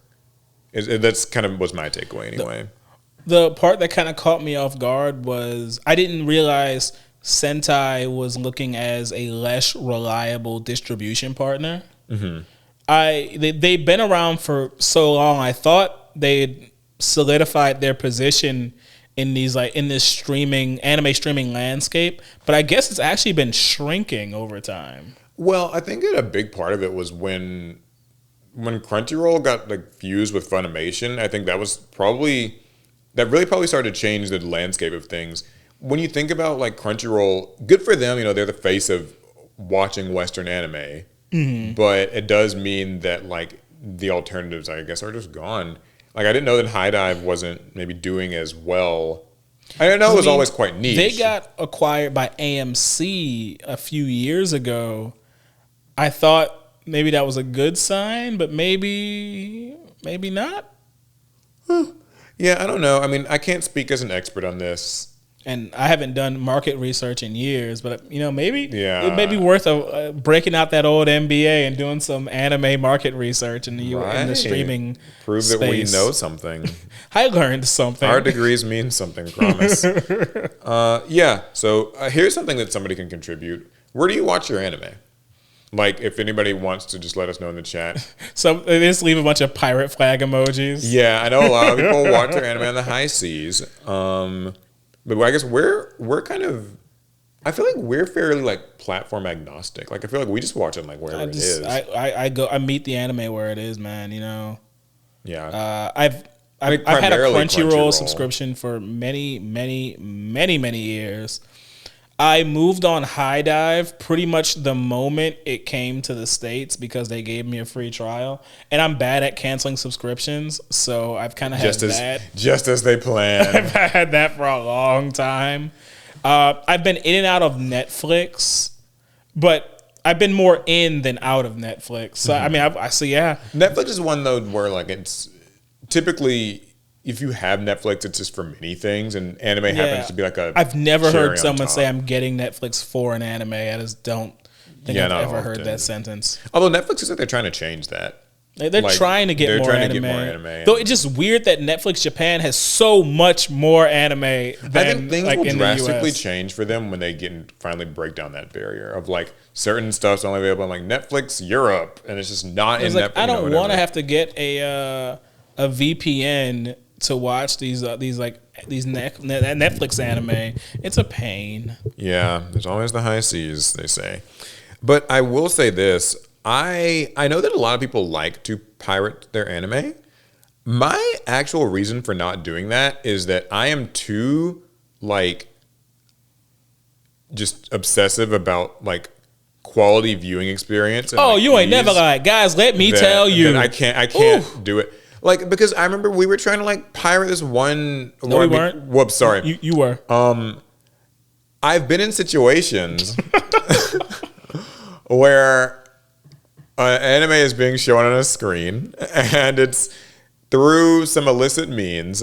And the thing that I can't get past is like even slight compression or just quality or compression or like audio not being right or whatever. And it just drives me up a wall. So I literally, that's like why I just will pay for the official services because like I want to be able to just like go on the app, access things. I don't have to like go on a website and like type in stuff in a search bar and like kind of find it in this way that's more convoluted, like all that friction. You don't remember the days of the laggy fan subs where it's like fans subtitled it, but they didn't properly time stamp the subtitles, so they're all like a little bit after what the characters say. Ooh, or the days of the 3-part YouTube, the YouTube anime. Yeah, 3-part YouTube, snow filter, videos in the corner of the screen, part 1 of 3, part 2 of 3, part 3 of 3. You watched it until you got to a point where suddenly part 3 isn't on their channel anymore. It's gone. Now you don't get to know what happened. You just start part 4. Yeah, you just gotta skip it. But no, like that. I know what you mean. I mean, like I'm very anal about those things. I want the quality to be just good. Like I hate when it's even slightly imperfect. I remember. So you just made me think of what my first anime streaming service was. And I imagine you probably couldn't guess it. I actually probably couldn't. No, I literally probably couldn't. Actually, you could have guessed it. It's actually Gaia Online. Oh, they streamed anime on that? So years ago, I remember Gaia got licenses to stream a bunch of anime. Oh, like was it like I'm guessing if it was Gaia, was it like watch-alongs or something? Yeah, they did watch-alongs. Okay. It was connected to like their town system, I think it was. I wonder if I can find which anime were all available on that in the service, because it's really intriguing. I think that would be a great community building tool, like for sort of one of these like just group community websites like Gaia or like any forum, is just like being able to do an anime watch-along where everybody can kind of like gather in the town and just watch an episode of Tokyo Ghoul or something together. I don't know. I mean, the last time something like that happened, I remember it was Fortnite with it was their Dragon Ball collaboration where they streamed the Dragon Ball Battle of Gods in game. Okay. It was fun. It was degenerate because a lot of kids in there had no idea what a Dragon Ball was, but they were just here to shoot around and fight and dance. Yeah. Well, good for them. Actually, I said good for them. I guess it's not great for Kadokawa. They sound like they're not entirely enjoying this, but it is good that like anime is more popular in the West as a general thing. Well, anywho, I think that we should probably end this one off with a little bit of AI, huh? Maybe we haven't already had AI, Paul. Too good of a time. No, we didn't. Well, that was like Yu-Gi-Oh AI. We got to move on to like existential AI. Just kidding. This one's actually a positive one that you'll like. Oh, okay. DragonCon removes vendor Oriana Gertz for violating AI art ban at 2025 convention. So there was a vendor at this convention in Atlanta who was removed because it had been determined that she'd been selling AI-generated artwork, which was in violation of the convention's policies. According to the organizers, Gertz had misrepresented her work as original. After concerns were raised, staff investigated and found that the pieces in question were AI generated. She was subsequently asked to leave the venue and was escorted out by both convention staff and police officers. The removal drew a strong reaction within the convention space, with some artists present reportedly cheering as she was escorted out. Get her out! Many had expressed concerns in recent years over the impact of AI-generated images on the livelihoods of illustrators and independent creators. And apparently this wasn't the first time that she'd faced scrutiny over the use of AI. Reports indicate that she had previously been involved in similar incidents, which intensified the response from attendees and fellow vendors. So, yeah. Look, y'all, like anime conventions, like these are spaces for artists to show their works. I know we get lost in like the cosplay. I mean, even cosplayers are artists too in their own right. But at the end of the day, this is about a celebration of art. So AI generated like gobbledygook really doesn't have a place. Yeah, I know that typically we go to a lot of conventions, and one of the best favorite parts of conventions for me is the Artist Alley. You became an Artist Alley fiend. Yeah, I'm an Artist Alley fiend. When we go to conventions, that's usually like the first place I make a beeline towards is I want to see the Artist Alley. And that's just to see it. Like, I don't even do my buying until like I'll like go through the whole thing And then I like go through again and do my buying on like the last day or whatever. And it's like a whole thing. It's kind of an experience for me. I think that, you know, we'll never be able to control like AI art just getting plastered all over Twitter and Instagram and like whatever. That's going to happen. It just genie's out of the bottle. But I think that to go to a convention and try to pass off your AI generated slop as prints and charge prices of prints directly next to real artists who have their booth. There are people there that are drawing manga. You have people there that put their heart and souls into those prints that they made. People that they made T-shirts, and you're over here with a query of terms that you just turned into and trying to sell it. Like that's the thing. I mean, like, even giving it out for free, I think, is still not. Yes, that's true. Yeah, I wouldn't even want it there for free. Get it out of here. So I'm kind of glad at this story. I mean, I know it's like a small drop in the bucket of, you know, AI related sort of fears around like it replacing artists and stuff. But like, I think that this is probably what it takes to at least dissuade that part of it. Right. Is like removal from the venue, like people, you know, I hope they weren't like maybe saying anything like terribly offensive to the person, but like I think those cheers were probably justified. Like if you were the other artist in this venue, just molding the whole time. I think I'd be sick if I were a real artist and there was an AI artist next to me just selling their garbage. I'd be sick to my stomach. I wonder. No, this is like just kind of a separate tangent. I wonder if in like rebuttal somebody might make a like AI con or whatever, and like if you or I wouldn't be there, but like I guess if you don't mind being sold just AI art, like I wonder if there are people who would just pay. Because the reason I say, well, first of all, what are your thoughts on that idea? I mean, I guess I can't say you can't have an AI convention. Like an AI art don't con. know what all would be there. My thing is like this. So when I thought about this story of this Oriana Gertz woman, she is selling these AI art pieces in the midst of legitimate artists. And so I think that the idea for her is that people wouldn't know that they're buying AI art. Right. They think she's just another artist, another vendor at the con. That makes me kind of upset for like the people who bought it, because what if they bought it not knowing? They probably didn't know because, you know, it just blends in. How will they feel afterward when they, you know, when she got ejected from the venue? I'm sure that a lot of people heard about it. And if you were at the convention, you certainly probably heard about it. So I wonder, like, I guess you probably can't get a refund because she's just unlikely. Out. But I guess you'd probably feel a little bit upset that you were scammed. And you should. You got fleeced. It just made me wonder then, if there was like an AI art con where we just sell just AI art and that's all we sell. So if you want to be an AI scammer, you can come and buy a booth, and you wouldn't be scamming anymore because it makes me honest at that point. And that's the thing, it's like, so would people show up to a convention that explicitly told you that the things you are buying just aren't like made by a person? Well, I don't think people. Or do you think people would not care? Like they'd be like, well, it still looks good. Like I'll give it a look and maybe buy it.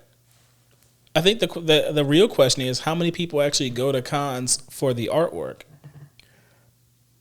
Yeah, that's a good question. I don't know. Because, I mean, I imagine there are other aspects to conventions that draw in a lot of people.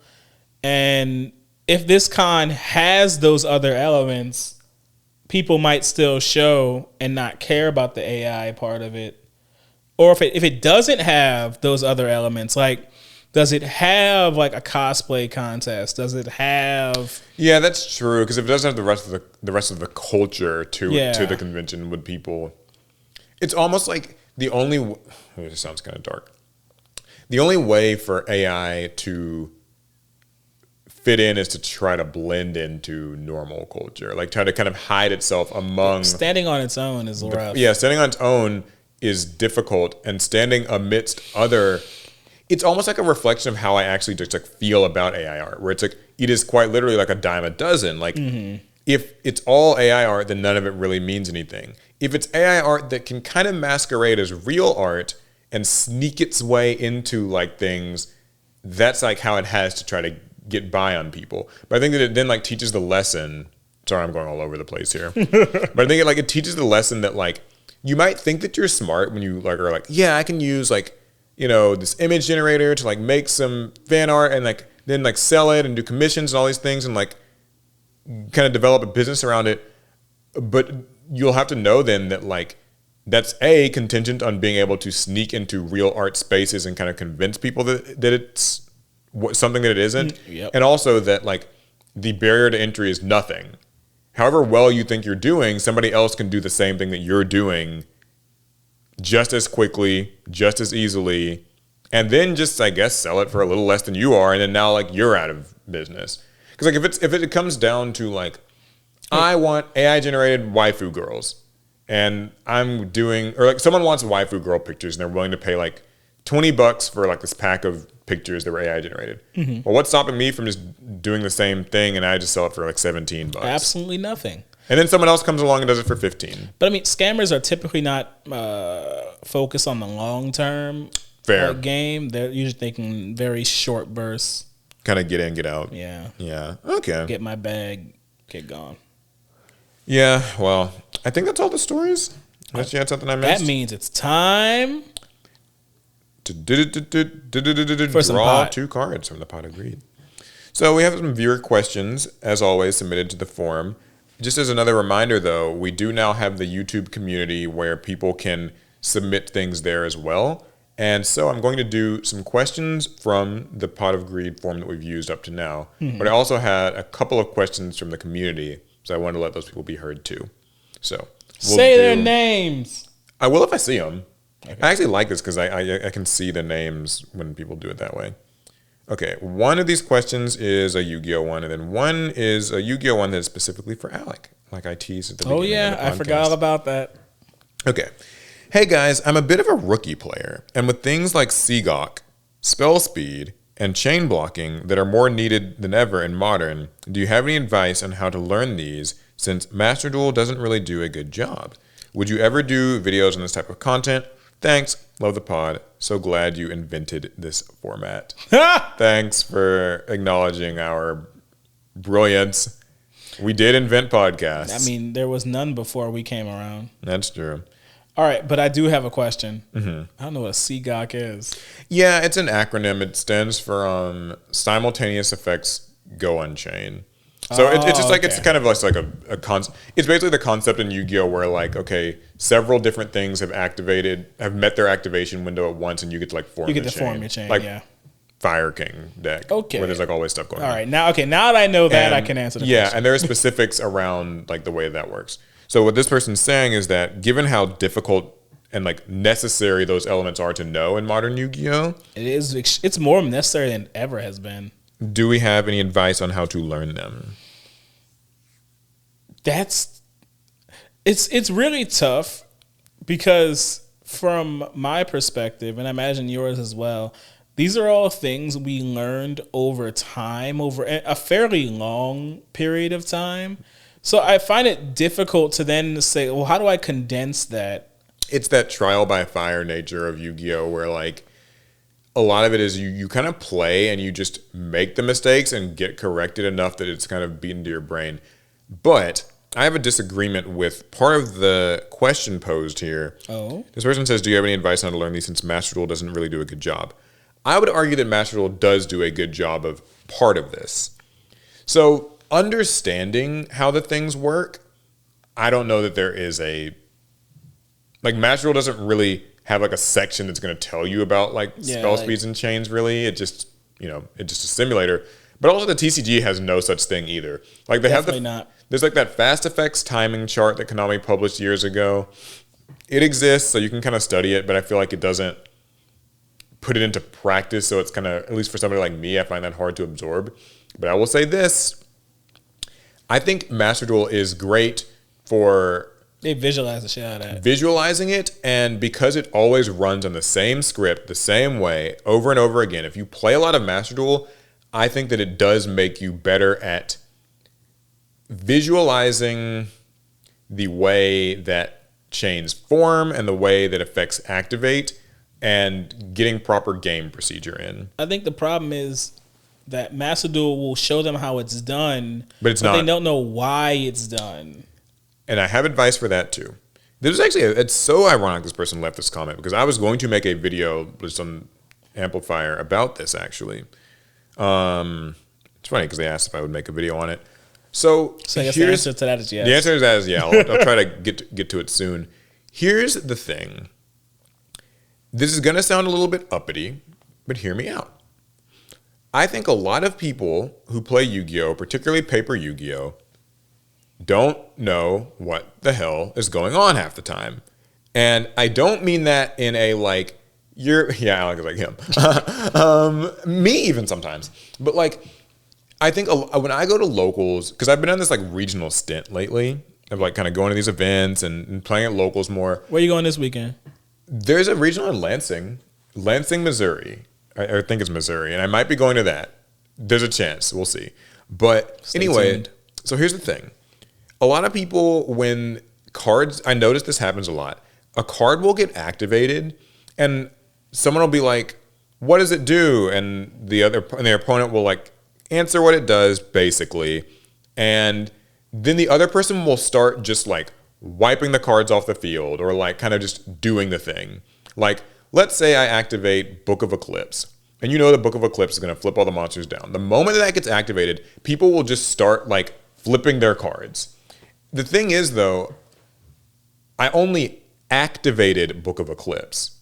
I haven't resolved Book of Eclipse. There's like a difference between activating something and resolving something. And just because you don't have a response to it doesn't mean like now it just resolves. Exactly. Because then like Paul gets to choose if he wants to like respond to his own card. Precisely that. And so that's what I mean when I think like a lot of people will just think that like when you play a card, that means it's just going to happen. Or you'll see like two people who both have like a search effect happening. It was somewhere at some point in the chain, they'll both pick up their decks and be searching the cards. No, that's not how it works. Like one resolves, then another resolves. So what I'm getting at here is the small advice I have here, and I'll probably expound on it more in the video, is like start getting into the habit of when you activate a card against a person, say that you are activating the card. Mm-hmm. And when they ask you what it does or whatever, you can say, when it resolves, this is what will happen. It's not that activating it does anything. It's that when it resolves, this is what's going to happen. If you get into the habit of saying that, I know it can seem kind of tedious and fussy at the start, but if you get into the habit of saying that, it will give you such a better, clearer look at how your cards actually work and how you can interact with other cards. Because here's a great example from Vanquish Soul. Vanquish Soul Rosin, it's a popular card everybody knows about now. When Vanquish Soul Rosin activates its effect to reveal a fire and a dark monster, when it resolves, it's going to destroy all the monsters in its column. Yep. So what that means is that your opponent has an opportunity to do many different things. They could return Rosin to your hand with a quick effect, like a compulsory evacuation type of effect. They could get their monsters out of a certain zone. Any number of things can happen. And then when the chain's resolving, by the time it gets to Vanquish Soul Rosin's link, then it's going to look at everything in its column and destroy it. If it is even in that column. If it's not in that column, then the cards won't get destroyed. If their column's empty, then like you won't lose cards. There's so many ways that you can interact with stuff, but if you just take it at face value of like, oh, he revealed the cards, my column's destroyed. No, you have the opportunity to chain something. And if you choose not to and you pass priority back to your opponent, they have the opportunity to chain something. There are so, like, I'm doing a bad job because I'm like on spot here to explain it, but like that's really what I'm trying to get at is like view your cards as activating first and then resolving later. And like, and Yu-Gi-Oh is a game with so many cards that do differing things that they can throw you for a loop if you don't get those fundamentals under your belt.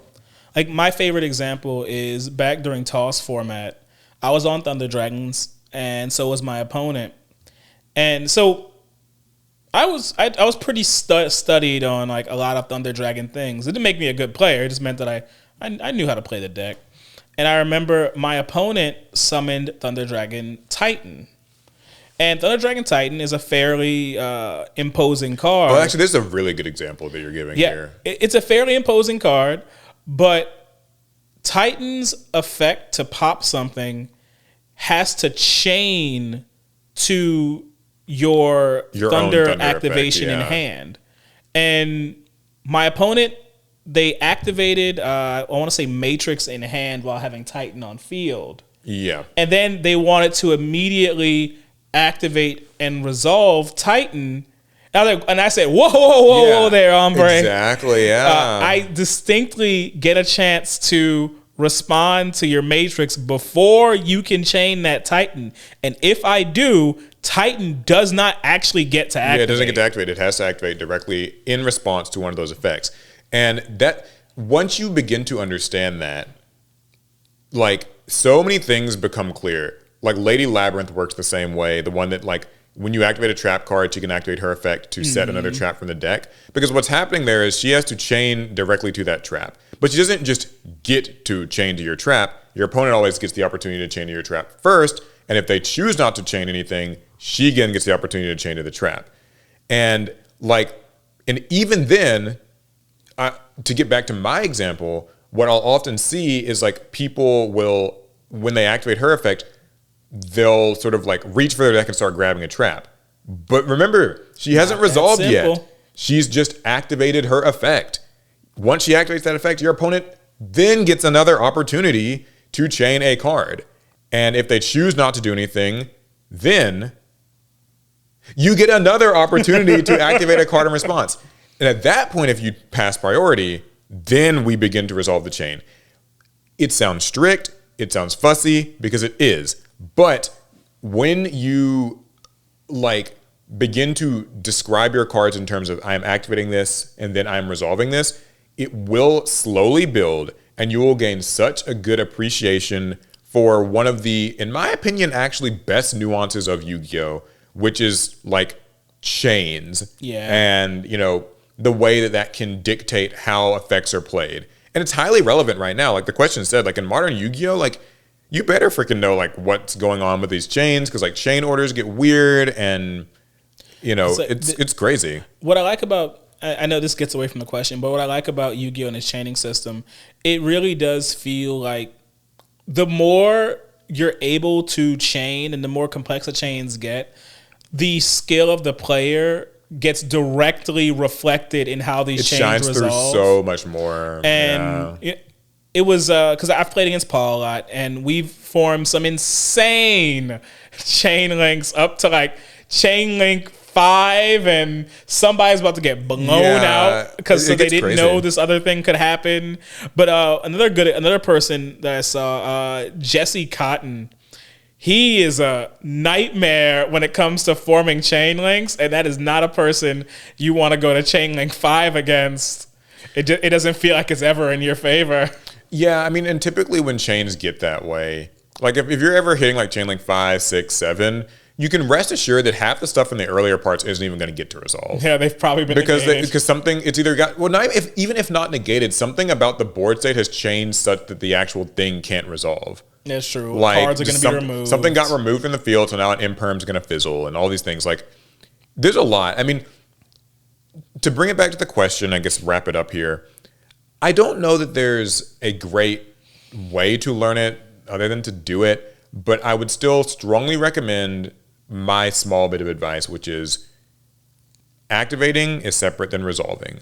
Keep that in mind and play your cards accordingly.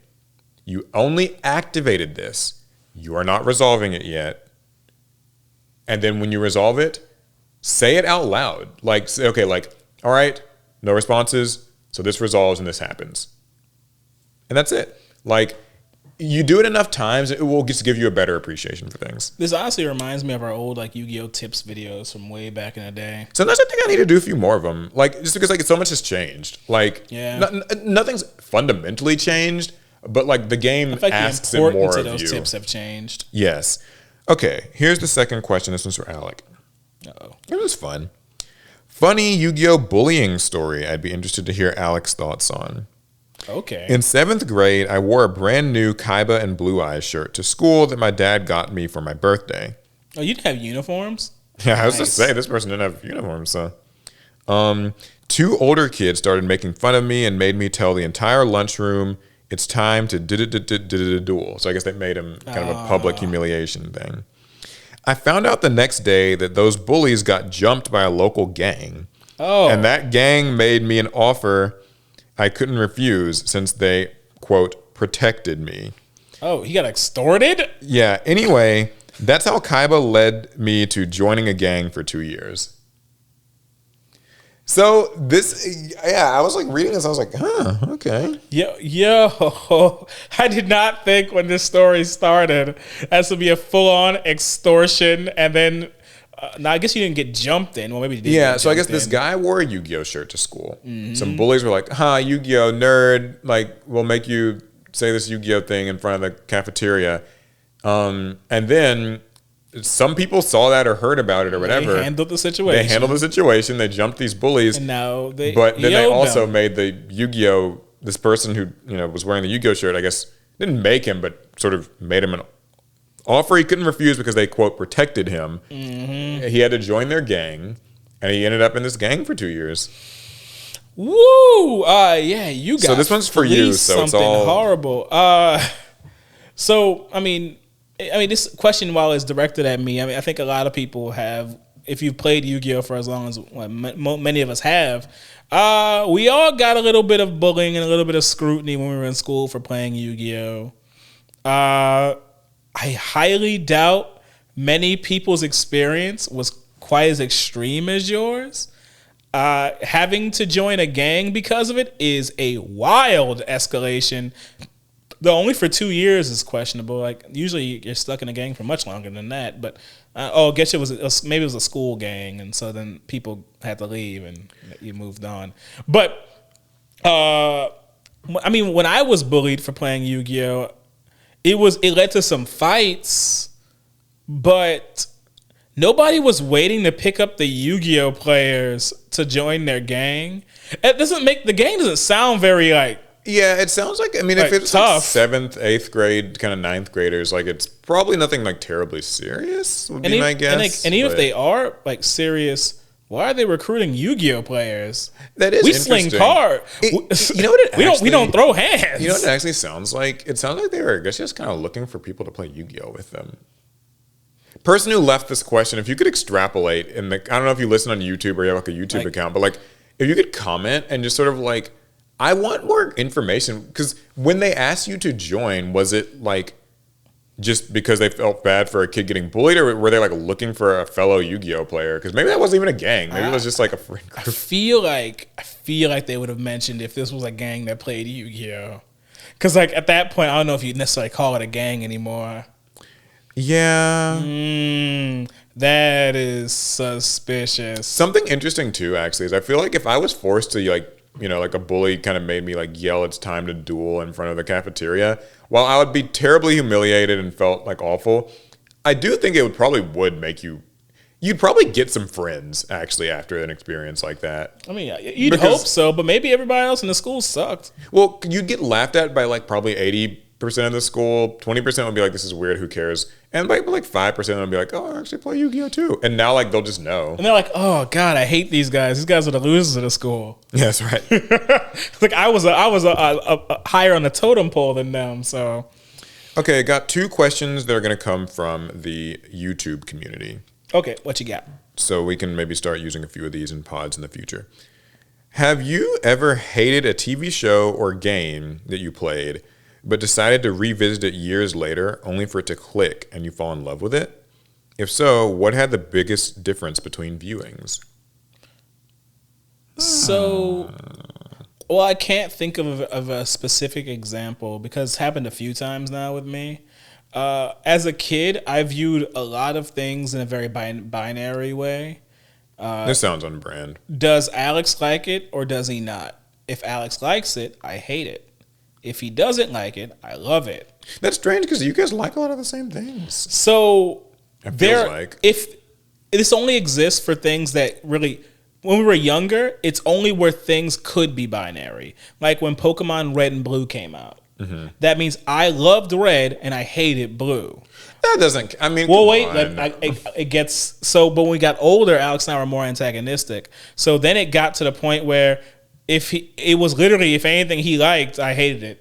And there were a lot of examples of different anime and video games that Alex really enjoyed. That on principle, I was like, "That's trash. You're trash. I hate you, and that's garbage." Like that was the energy I was on. And only as an adult, many years later, did I actually said this to Alex, I think either 1 week or 2 weeks ago. I was like, man, you secretly had some good picks back then, boy. I didn't appreciate none of what you liked back then, but lately your anime, they've been hitting. And I remember like a lot of video games he played too that low key I liked, but I told him I hated. Yeah, I mean, not to speak on Alex while he's not here, but I feel like Alex is more willing to try like games and shows than you usually are. Yeah, I'm willing to try things. It was just that the fact that he was at all interested in them turned me off completely. A good example, I think, is Persona 3.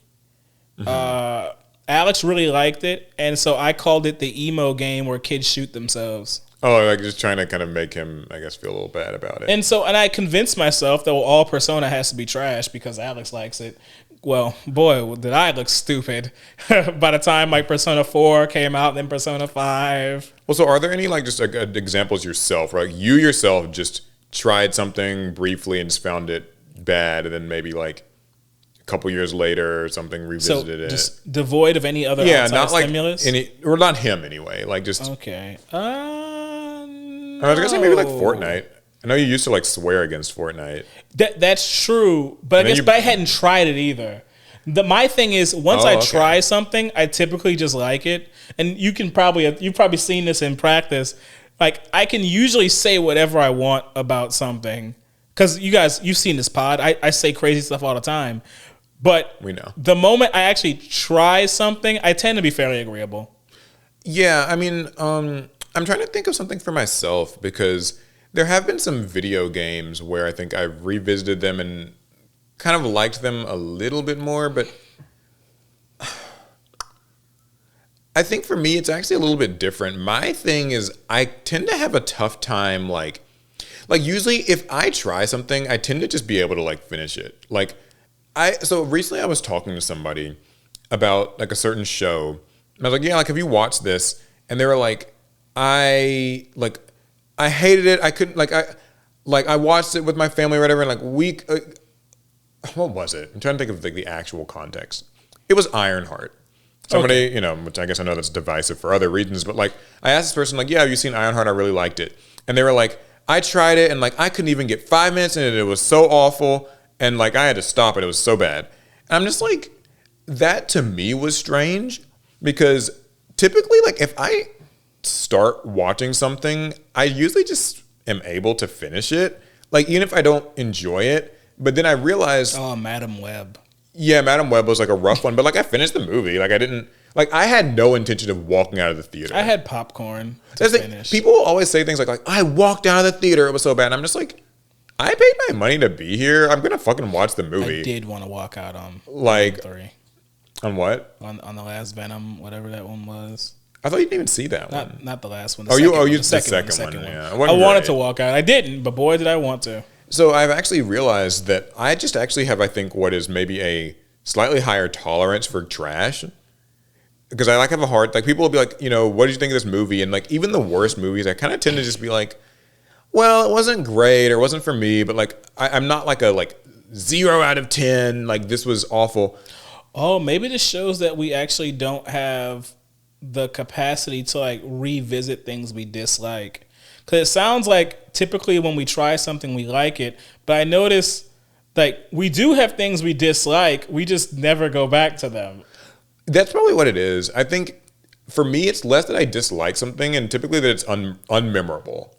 And so if it's unmemorable, I just quite literally won't remember to go back to it because it doesn't even happen often, but that's just, I feel like that's what the situation I find myself in is is this thing I always say about if you truly don't fucks with something, right? Then you just kind of shouldn't have any opinion on it. Like the worst thing that you can do for like a show or whatever is to just simply not watch it. To like kind of be the person who like watches something and like, it's just so bad. Oh my, and it's like screaming through the rooftops. It's kind of like, I mean, I guess you kind of maybe cared about it or wanted to like it or like, I don't know. There's a middle ground there. That was an extreme. Like, I think it's, you can watch something, not like it, and then, sorry, I forgot to add this. I meant like for 5 minutes. Like I like turn this on for 5 minutes and I just like know that I hate it. Sorry. Yeah, if you watch the full thing and you just don't like it, that's so I can totally understand that. Sorry, I misspoke there. But what I mean is like when people are just like, I couldn't make it past like the first X amount of minutes of like a show that's like, you know, it's like, Christ, give it a I mean, 5 minutes just feels like I wouldn't be able to know if I like something or not in 5 minutes. I had something I turned off in around 5 minutes recently. It was that new anime. Was it Lord of Mystery or Lord of Mysteries? One of the two. Either way, it kind of turned my stomach really fast, and I was trying to eat. So I just kind of turned it off. Oh, okay. Yeah. I was like, I can't finish my food. That's a fair exception. I mean, I think like also if there's like some morally, you know, detestable content, you can tell what I'm getting at here. Leave Goblin Slayer alone.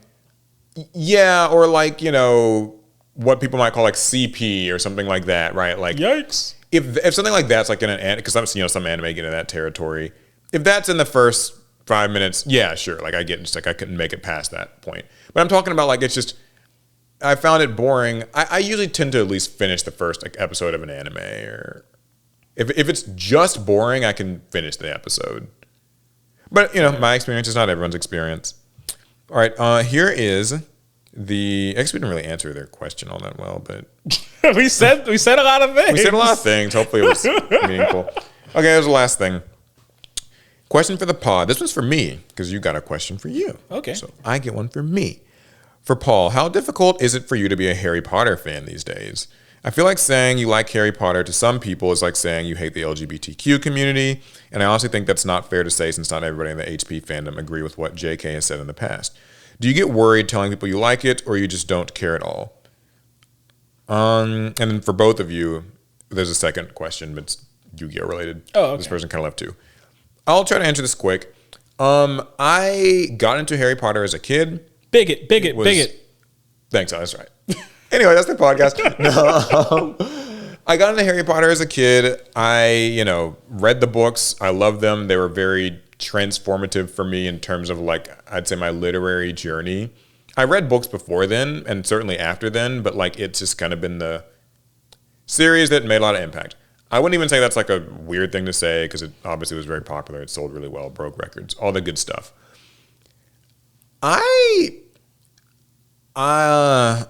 Honestly, like, I've never felt bad about, you know, admitting I'm like a Harry Potter fan. I've never really felt like I'm in the company of people who are going to sort of like get really upset about it. At least I don't know that I am. I was pretty pissed at it. Don't listen to him. You know, like I don't like the stuff that J.K. Rowling has said, but I don't really follow her. I don't care what she has to say. When I have to hear it, I feel like I think she's just sort of. I kind of wish she wouldn't. That's the best I can say. Like I wish she wouldn't say those things. I wish she could maybe change how she feels, but like. I'm also not a fan of what I kind of rationalize it as is like. I am not a fan of J.K. Rowling. I'm a fan of Harry Potter. So, you know, she wrote Harry Potter, and Harry Potter does not, at least overtly, that I can tell, contain really those themes that align with some of the stuff that she has said. So I am able to enjoy Harry Potter just fine, and I just ignore her. There's just nothing there's nothing to be said for it. Like, I don't think that she's planning on changing her mind unless something happens in her life that changes it. I'm not going to be in the crowd of people, you know, shouting at her on Twitter or whatever. And if somebody gets if someone hears that I don't like Harry Potter or that I like Harry Potter and they say that, like, you're supporting, anti-trans, like, whatever, like, you are being a bigot by liking Harry Potter.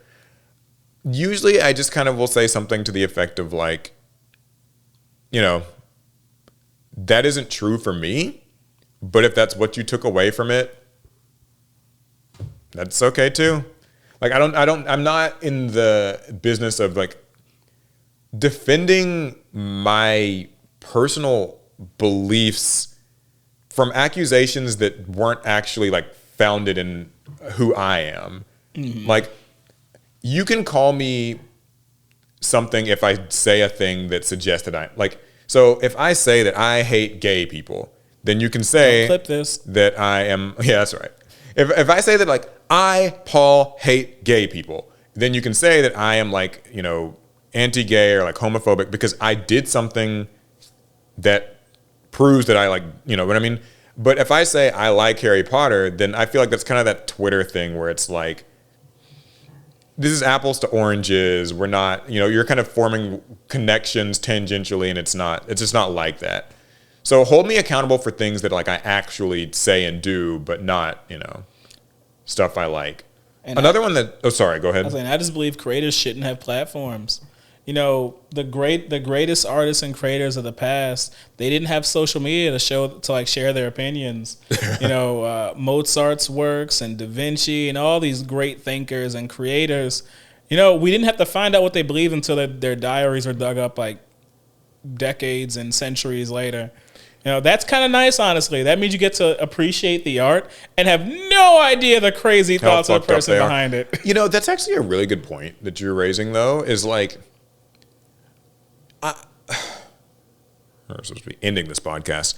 I'll try to keep this kind of brief. Let me know if I'm, like, going on too long with this. Too long. Yeah, that's right. Bye. It really is in a lot of people's best interest, and I mean this in the most straightforward way possible. You probably... Straightforward, you say? Yeah, that's right. Homophobic. No, you really probably would not agree with your favorite creators on things, and it's probably for the best that you don't know them in real life. I think this applies to every single, like, YouTuber, Twitch streamer, artist, like, actor that you like or think that you like. Like, you can like their work, you can like their public-facing persona, but I promise you, like, it's for the best that you don't meet them, because even if they don't have, like, an extremely bigoted, hateful, belief, they still have some belief that probably fundamentally, like, opposes a strongly held one that you have. And that's not, like, necessarily, like, a good or bad thing. It's just how it is. So it's just, like, your kind of regular reminder. Try to avoid putting all of your just, like, attaching, like, just, this person's a universally good person. They're so wholesome. They're so funny. Like, they speak out against the issues that I would speak out against, and they like the things I like. So, like, they'd probably be a perfect person. Putting them on a pedestal. Because every time you do that, you're putting them on a pedestal, and, like, it makes the fall that much tougher for you as a fan to accept when you realize that this person has some belief on something that you don't share. And it's just, and now you have to sit here and wrestle with, like, what that means for you. I mean, look, I can give an example. For years I lauded my favorite rapper, and for years that it was an undeniable fact, and I just knew what my fandom was. And then he turned into a Nazi, and so damn. Yeah, and, like, and I'm not even saying that as a, like, it has to be like a culture war thing. It could be any number of things. A lot of artists have, like, fucked up side hobbies and fucked up interests. Some of the things about, like, Mozart and some of these, like, old, you know what I mean? Like, stuff gets dug up and it's like, who knows what they were into, whatever. So I just think that it still applies today. Try not to, put people on pedestals. All right, the last question they included was, for the both of us, we had a chance to duel against Pharaoh Atem. What deck would we bring and why? I can bring any deck against Atem. Any deck. I am You get to only bringing, pick one. This is tough. I would bring Vanquish Soul because I would want to have an interactive duel with him, and I think that would provide a very interactive match. I would use Plunder Patrol and hope he just switches over to Little Yugi so we can have a good time. Oh, you would have a good time. Like, I mean, he would. Because Atem's too serious. That's true. He's a like sweaty. if I'm playing Plunder Patrol, like I want to have fun, and Yugi can play some fun monsters, and we can banter and have a good time. All right. Well, that's the questions. Moving forward, you guys, you can also leave your questions in the YouTube community. We'd love to have them there. I think that's a place that seems fun. I've seen people asking for like deck advice and other stuff. So good. Anyways, that's the video, the podcast. Thanks for listening. We'll see you guys in the next one. Pass turn.